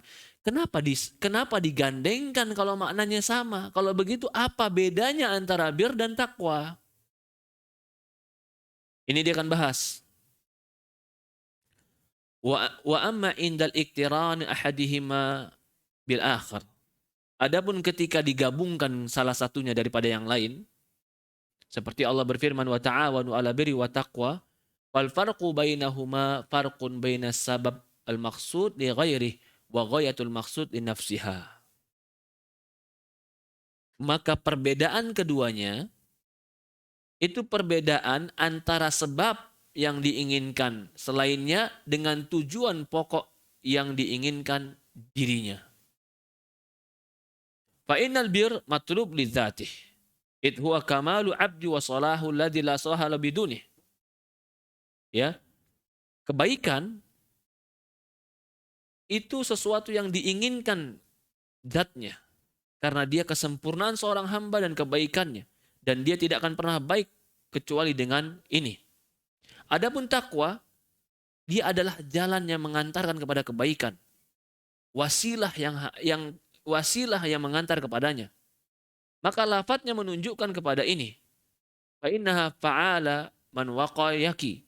Karena takwa itu secara bahasa dari kalimat waqayaki. Waqayaki itu artinya menjaga, menamengi. Kama asluha waqawa. Waqalabul waw ta. Karena asal kalimatnya adalah qawa. Tapi wawnya diganti dengan ta. Waqawa, wawnya diganti dengan ta. Jadi takwa. Sebagaimana kalimat warasah, warisan, warasah, au tujahu min wajah. Atau kalimat turas itu min warasah. Kalimat tujah minal wajah. Taknya diganti dari waw. Wa tukhma minal wakham. Wa nadhairuhu bilafdiha dalun ala anna min wiqayah. Kalau kita melihat kepada lafaz-lafaznya, maka kalimat takwa itu asal kalimat dari wiqayah, tameng. Fa innal muttaqi, karena orang yang bertakwa, qad ja'ala baina wa bainan nar wiqayah, karena dia telah menjadikan antara dia dan neraka tameng. Ini maksud dari takwa. Wal wiqayah min babid dafa' dharar. Maka dari itu, tameng ini bab daripada penjagaan diri dari mudarat. Wal bir min babu tahsil nafa'. Adapun bir itu babnya adalah untuk mendapatkan dan menggapai kebaikan. Wa taqwa kal hamiyah, maka ketakwaan itu penjagaan. Wal bir itu afiyah wasihah, kesehatan dan keselamatan. Paham? Paham enggak ya, Pak? Jangan pada nunduk aja nangis semua atau gimana? Sekarang apa bedanya takwa sama bir? Kalau tadi kan kita bahas nih kesamaannya nih. Ketakwaan itu ya kebaikan. Karena takwa itu keimanan. Bir juga keimanan. Sama nggak? Sama. Kalau sama, kenapa disatukan di Quran? Tolong menolonglah dalam kebaikan dan ketakwaan. Apa bedanya? Kata Ibnu Qayyim, kalau kita lihat secara bahasa, ini saya simpulkan secara ringkas. Takwa itu asal kalimat dari wiqayah, penjagaan. Berarti seolah-olah takwa itu kau gunakan untuk menjaga dirimu dari mudarat. Adapun Adapun bir itu menggapai kebaikan. Maka kalau Allah katakan ta'awun ala birri wa taqwa, tolong menolonglah dalam kebaikan dan ketakwaan, artinya albir di situ tolong menolonglah agar mendapatkan manfaat kebaikan. Tolong menolong dalam takwa, tolong menolonglah dalam menjaga dirimu dari kejelekan. Paham? Maka seperti kata dia, maka takwa itu seperti menjaga, bir itu seperti kesehatan. Maksud gini, agar engkau sehat, contoh ya, orang sehat itu kan bukan hanya menjaga makanan, tapi juga melakukan pola hidup yang sehat. Olahraga, ya tidak? Maka seolah-olah, kalau engkau mau sehat, lakukanlah olahraga. Itu perbuatan. Dan tidak hanya melakukan olahraga, jaga dirimu dari sesuatu yang bisa merusakmu. Nah, menjaga itulah takwa. Menghasilkan sehat itulah bir. Begitupun iman. Kalau engkau ingin sehat imanmu, ingin baik imanmu, maka lakukan kebaikan. Namanya bir. Agar imanmu tetap terjaga, jaga dia dengan ketakwaan. Jangan lakukan maksiat dan bentengi imanmu. Maka ketika dikatakan ta'awunlah, tolong menolong dalam bir dan takwa, artinya tolong menolonglah kalian dalam menggapai kebaikan dan menjaga diri kalian dari kejelekan dan kefuturan. Ya, jadi kita pahami di sini. Allah perintahkan kita tolong menolong dalam kebaikan dan ketakwaan. Al-birri wa taqwa berarti Allah memerintahkan kita untuk tolong menolong menggapai kebaikan dan menjaga dari segala mudarat. Maka itu seolah-olah dikatakan takwa itu adalah jalan yang mengantarkan kepada kebaikan. Nah, wahada babu syarifun. Ini bab yang mulia. Yantafi'u bi intifa'u azim fi fahmil alfadil Qur'an wa dilalatih. Dengan ini, dengan pemahaman ini sangat bermanfaat bagi kita memahami lafaz-lafaz Quran dan dalil-dalil Quran. Wa ma'rifatu hududih. Ma anzalallahu ala rasul. Agar kita tahu juga batasan-batasan yang apa yang diturunkan Allah kepada Rasul. Fa innahu huwal ilmun nafi', karena ini adalah ilmu yang bermanfaat. Wa qad dzamma subhanahu fi kitabi man laisa lahu ilm bi hududi ma anzalallahu ala rasul. Bahkan Allah telah mencela di dalam kitabnya orang-orang yang tidak ada ilmu dalam batasan-batasan yang Allah telah turunkan. Fa inna adamul ilmu bidzalika mustalzimu mafsadatain azimatain. Karena tidak ada ilmunya tentang batasan-batasan Allah tadi akan mengantarkan kepada dua kerusakan. Yang pertama, ayatqulu fi musamma lafat ma laysa min, akan memasukkan ke dalam lafat yang bukan maknanya. Fa hukmu lahu hukmul muradu min lafat fayusawwa baina ma faraqallahu bainahuma. Sehingga dia menghukumkan sesuatu dengan yang lain padahal keduanya Allah bedakan. Yang kedua, an yakhruju min musamma ba'd al-afrad ad-dakhilah tahtah. Dia mengeluarkan nama-nama tadi dengan sebagian nama-nama sebagian makna yang masuk dalamnya. Fayuslibu an hukmu, sehingga dia meniadakan hukumnya. Fayufarriqu baina ma jama'allah, maka dia telah membedakan apa-apa yang Allah telah masukkan. Iya, maka di sini ini Ibnu Qayyim akan membahas tentang makna lafaz tadi. Nah, kalau ini sebelum kita membahas makna lafaz ini, kita kembali lagi.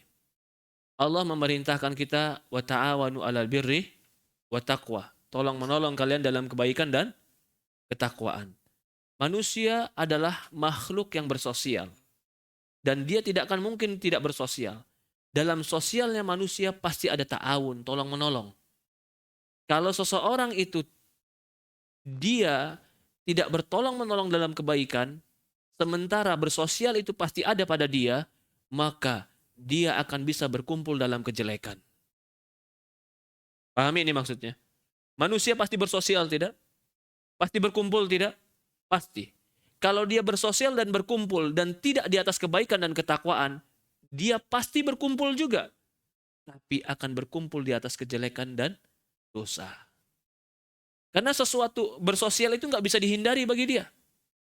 Dan bersosial itu cuma ada dua pilihan. Mau kebaikan atau mau kejelekan.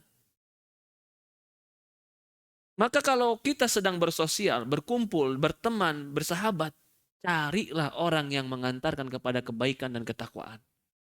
Kalau mau tolong menolonglah dalam kebaikan dan ketakwaan. Apa itu kebaikan? Kebaikan yang mengantarkan kepada keimanan kita. Ketakwaan yang menjaga iman kita. Kalau begitu, kalau mau berkumpul, bersosial, carilah tempat berkumpul yang menambah iman kita dan menjaga iman kita dari kerusakan. Itulah ta'awun yang paling tinggi. Itulah ta'awun yang paling tinggi. Tolong menolong yang paling tinggi. Tolong menolong untuk menyempurnakan iman dan menjaga keimanan. Kalau tolong menolong dalam perkara yang lain, Ustaz, saya tolong menolong sama teman saya, Ustaz, saya punya komunitas. Komunitas apa? Komunitas goes. Boleh, Ustaz? Ya boleh saja. Kenapa goes nggak boleh? Kan buat kesehatan, Ustaz. Benar, siapa bilang nggak boleh? Baik tidak? Baik. Apa yang tolong menolong dalam apa di situ? Kesehatan. Manfaat tidak? Manfaat. Oke. Saya mau katakan, ketika ada komunitas yang menjaga iman, menambah keimanan, ngajak kumpul, dengan komunitas goes ngajak kumpul, sama-sama manfaat tidak? Sama-sama ta'awun tidak? Sama-sama ta'awun. Waktunya bentrok. Bareng jam 10 hari Ahad. Ta'awun mana yang didahulukan? Tolong menolong mana yang didahulukan? Hah? Goes, Ustaz. Subhanallah. Berarti kita belum mengerti makna ta'awun yang sebenarnya. Ta'awun memang boleh dalam kebaikan, dan kebaikan bertingkat-tingkat. Ta'awun yang terbaik adalah bir wa taqwa. Ta'awun tolong-menolong yang menyempurnakan iman dan menjaga keimanan. Walaupun ada, kita nggak mengingkari ta'awun, gotong royong di kampung, di rumah. Ta'awun juga boleh, baik, silahkan. Karena manusia pasti bersosialisasi. Tapi yang paling tidak boleh, fala ta'awanu bil ismi wal udwan. Allah larang, jangan tolong-menolong dalam musuh dan dosa yang menghancurkan keimanan dan merusak amalan. Jangan tolong-menolong dalam perkara itu. Kata Imam Ibnu Qayyim di sini, setelah dia membahas itu, maka kalau kita mau meningkat atau menjadikan klasifikasi tentang tolong-menolong yang terbaik adalah tolong-menolong dalam dakwah. Dalam meninggikan kalimat Allah. Karena itu tolong-menolong dalam rangka menyempurnakan iman dan menjaga keimanan dari kerusakan. Selebihnya, tolong-menolong manfaat untuk dunia. Itu boleh. Tidak terlarang, selama itu bermanfaat untuk dunia. Tolong-menolong untuk sesuatu yang kita butuhkan sehari-hari, itu boleh. Yang terlarang adalah tolong-menolong dalam dosa dan permusuhan. Itu tidak boleh. Tolong-menolong dalam kerusakan, itu tidak boleh. Imam Ibnu Qayyim di sini menjelaskan setelahnya.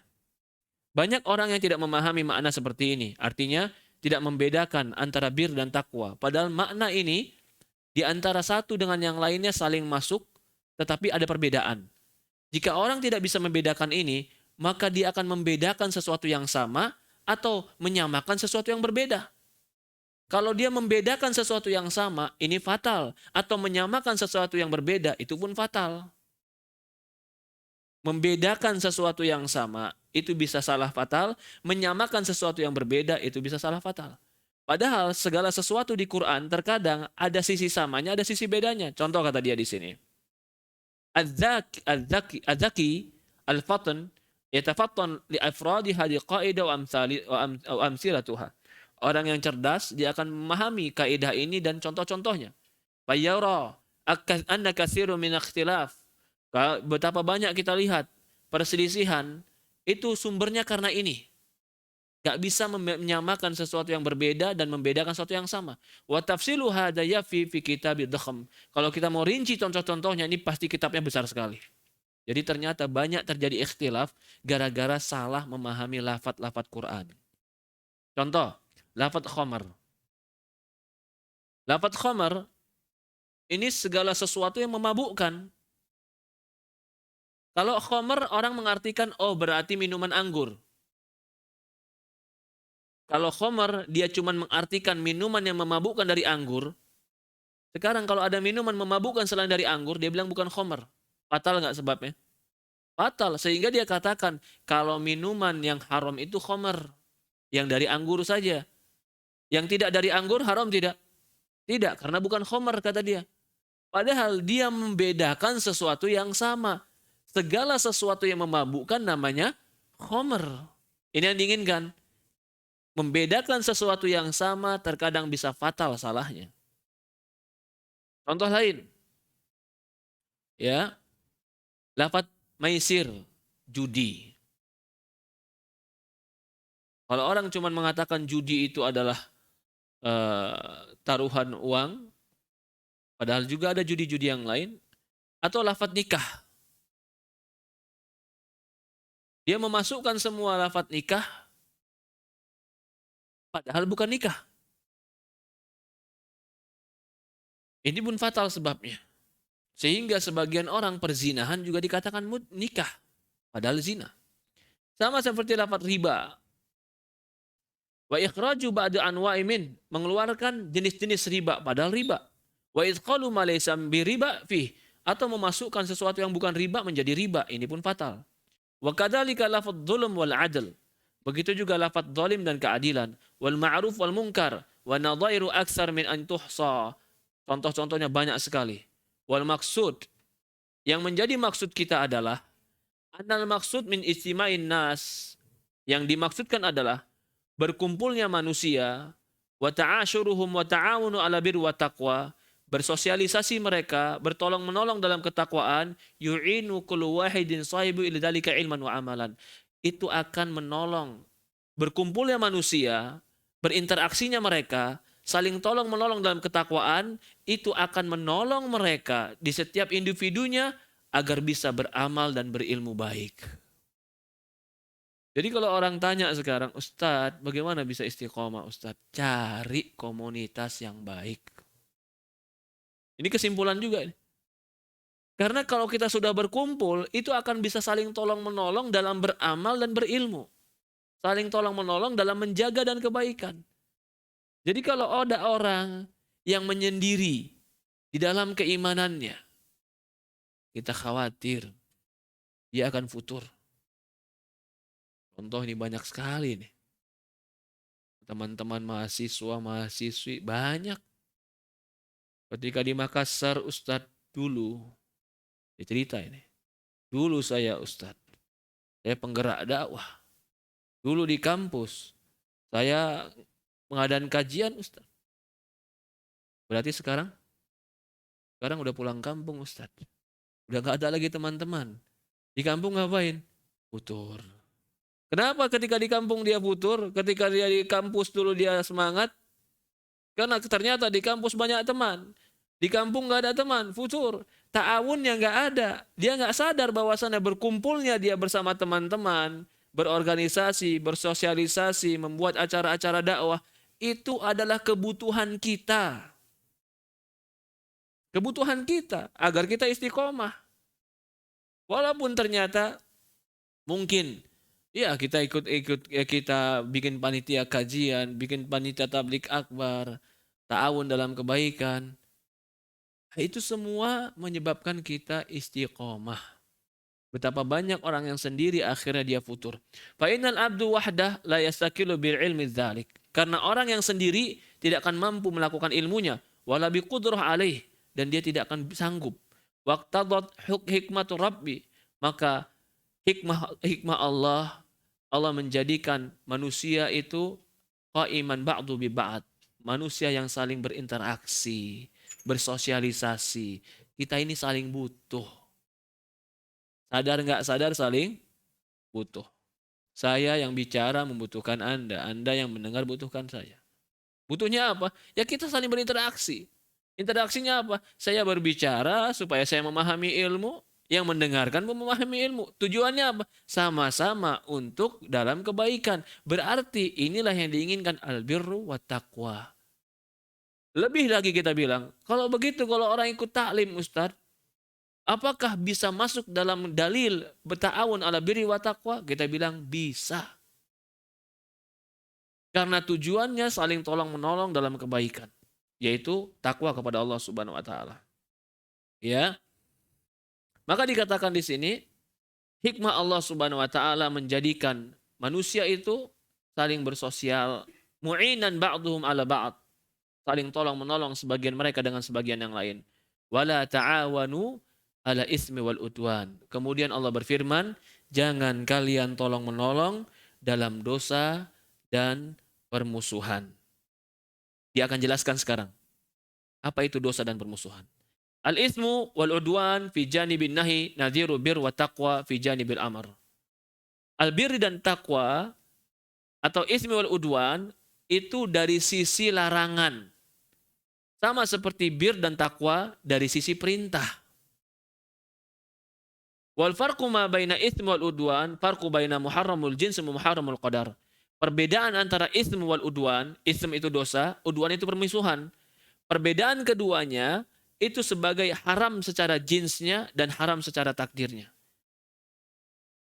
Itsmu itu makana haramul jins.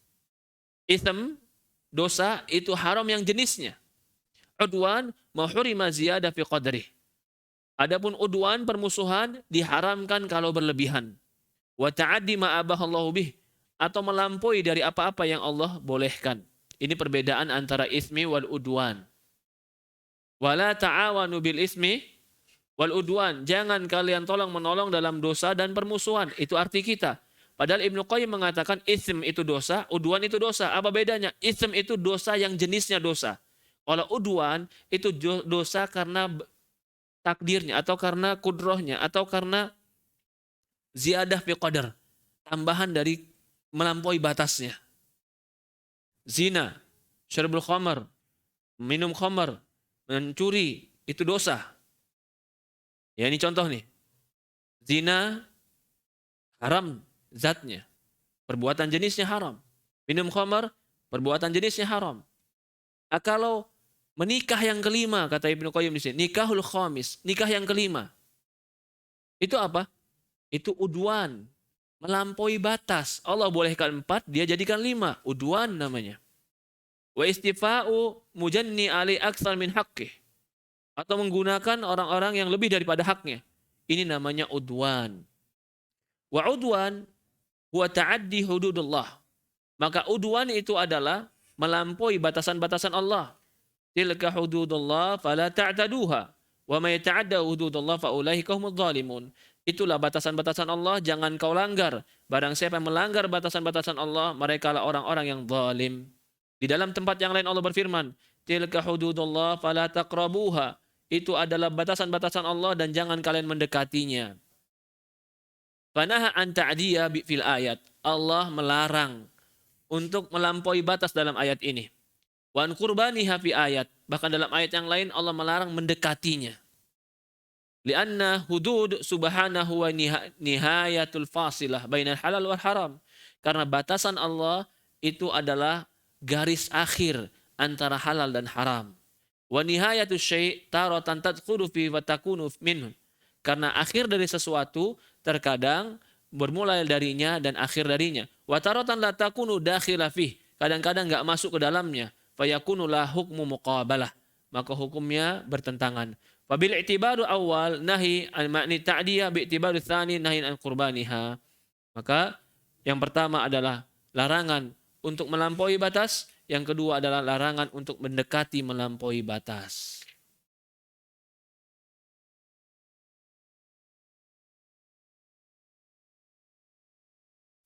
Fahada hukumul abd. Faslun, pembahasan berikutnya. Inilah hukuman, ini hukum seorang hamba. Bima bainahu wa bainan nas, antara dia dan manusia. Wa huwa an takuna mukhalatatu lahu ta'awun ala birri wa taqwa ilman wa amalan. Harusnya bercampur baur dan berinteraksi dan bersosialisasi antara mereka itu didasari dengan tolong-menolong di atas kebaikan dan ketakwaan secara ilmu dan amal. Wa amma halu fima bainahu wa bainallah. Sekarang adapun antara hak dia dan Allah. Kita ulang lagi kembali. Di pembukaan tadi Imam Ibnu Qayyim mengatakan ayat ini ta'awun, ayat Al-Maidah ayat 2 itu berkaitan dengan hak hamba dan hak Allah. Hak hambanya selesai. Apa tadi? Ta'awun ala birri wa taqwa. Adapun halu bainahu wa bainallah, keadaan dia dengan Allah, itharu ta'atuh. Dia mendahulukan taat kepada Allah. Wa tajannub ma'siyatih. Menjauhkan maksiat kepada Allah. Wa huwa qaulu ta'ala fattaqullah. Takwalah kepada Allah. Jadi dalam Al-Maidah ayat 2 ada hak manusia, ada hak Allah. Wa arsyadat ayat ila dzikri wajib abdi bainahu wa bainal khalaq. Maka ayat ini memberikan bimbingan kewajiban manusia kepada makhluk. Wa wajibu baina haq. Dan kewajiban dia dengan kebenaran. Wa la yatimul wajibul awal illa bi'uzl nafsi min wasat. Wa qiyamu bidzalikal mahdhu nasihatul ihsan wa riayatul amr. Dan tidak akan sempurna kewajiban yang awal kecuali dia harus berada di tengah. Menegakkan nasihat, kebaikan, dan menjaga perintah Allah. Wa la yatimu law adail wajib tsani.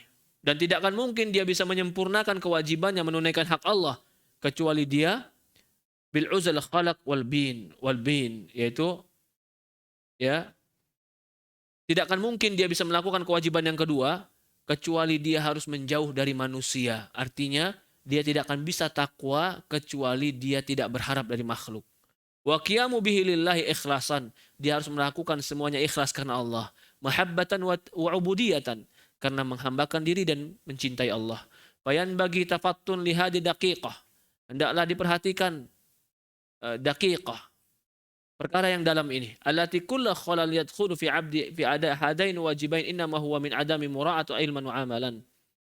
Segala sesuatu yang salah yang dimasukkan seorang hamba dalam menunaikan dua kewajiban ini itu tidak lain dikarenakan kurangnya memperhatikan ilmu dan amal. Wa hadha huwal ma'na qaulus Syekh Abdul Qadir Al-Jailani. Inilah makna dari ucapan Syekh Abdul Qadir Al-Jailani, kun ma'al haq bila khalaq. Kamu harus bersama Allah tanpa ada makhluk di antaramu. Wa ma'al khalaq bila nafs. Dan engkau harus berbuat baik kepada manusia tanpa dirimu. Maksudnya apa? Kalau engkau beramal soleh kepada Allah, jangan jadikan manusia tujuanmu. Kalau engkau berbuat baik pada manusia, jangan kau jadikan tujuan dirimu. Jangan karena kebutuhanmu, tapi berbuat baiklah pada manusia. Wa man lam yakun kadzalik. Barang siapa yang tidak seperti itu, lam yazal fi takhbid. Maka dia akan masuk dalam takbid, kebingungan. Walam yazal amruhu furuta. Maka urusannya akan menjadi rusak dan berantakan. Allah alam.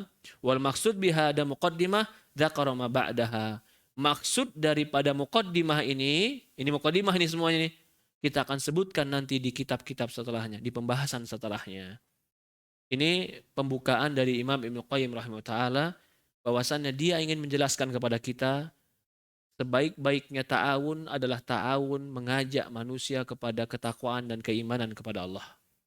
Dan sebaik-baiknya amal manusia kepada Allah dialah dibangun di atas keikhlasan. Nanti buku ini akan mengajak dan membimbing kita agar kita berjalan menuju Allah Subhanahu wa taala.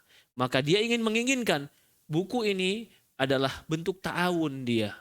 Bentuk ta'awun kita agar kita bisa mendekatkan diri kepada Allah Subhanahu wa taala. Allah musta'an. Sudah hampir zuhur ya. Betul? Kita persiapan zuhur dulu. Mungkin ada pertanyaan, tafadhol dipersilahkan. Sudah 2 bab kita ambil di sini. Ada pertanyaan, tafadhol. Silakan, Pak. Allahu akbar, la ilaha illallah.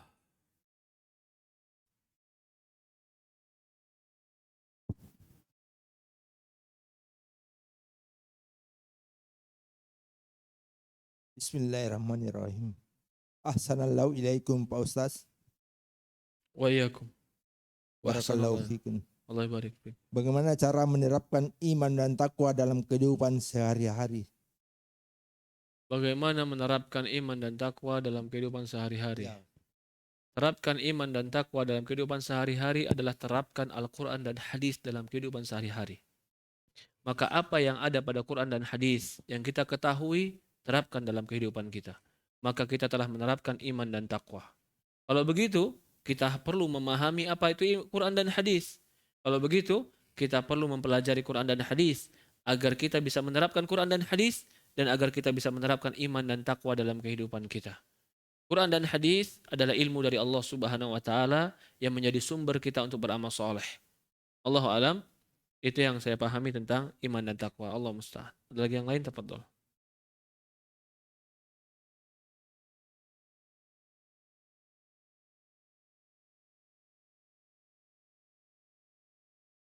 Bismillah, assalamualaikum. Ahsanallahu.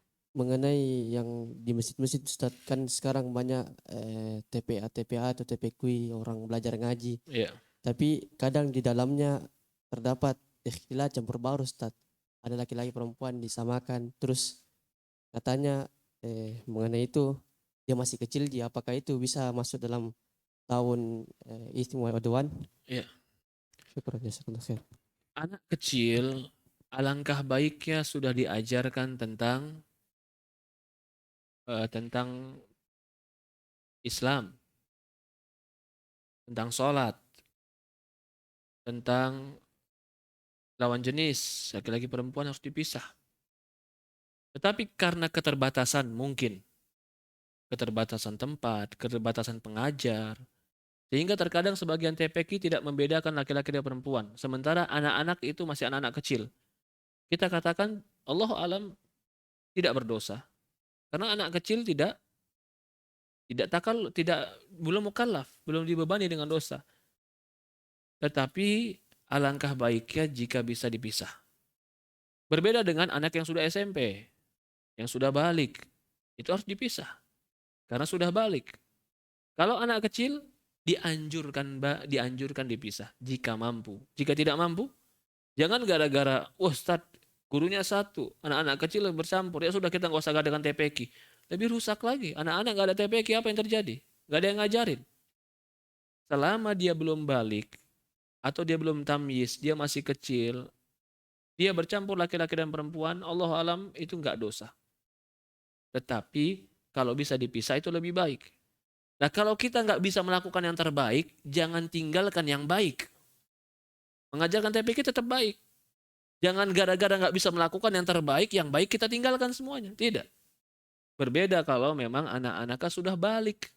Anak SMP, nah itu harus dipisah. Allah alam. Seperti itu. Ya mungkin itu saja ya. Kurang lebih mohon maaf. Subhanakallahumma wa bihamdihi subhanallah ilaha illa anta nastaghfiruka wa atubu ilaik. Assalamualaikum warahmatullahi wabarakatuh.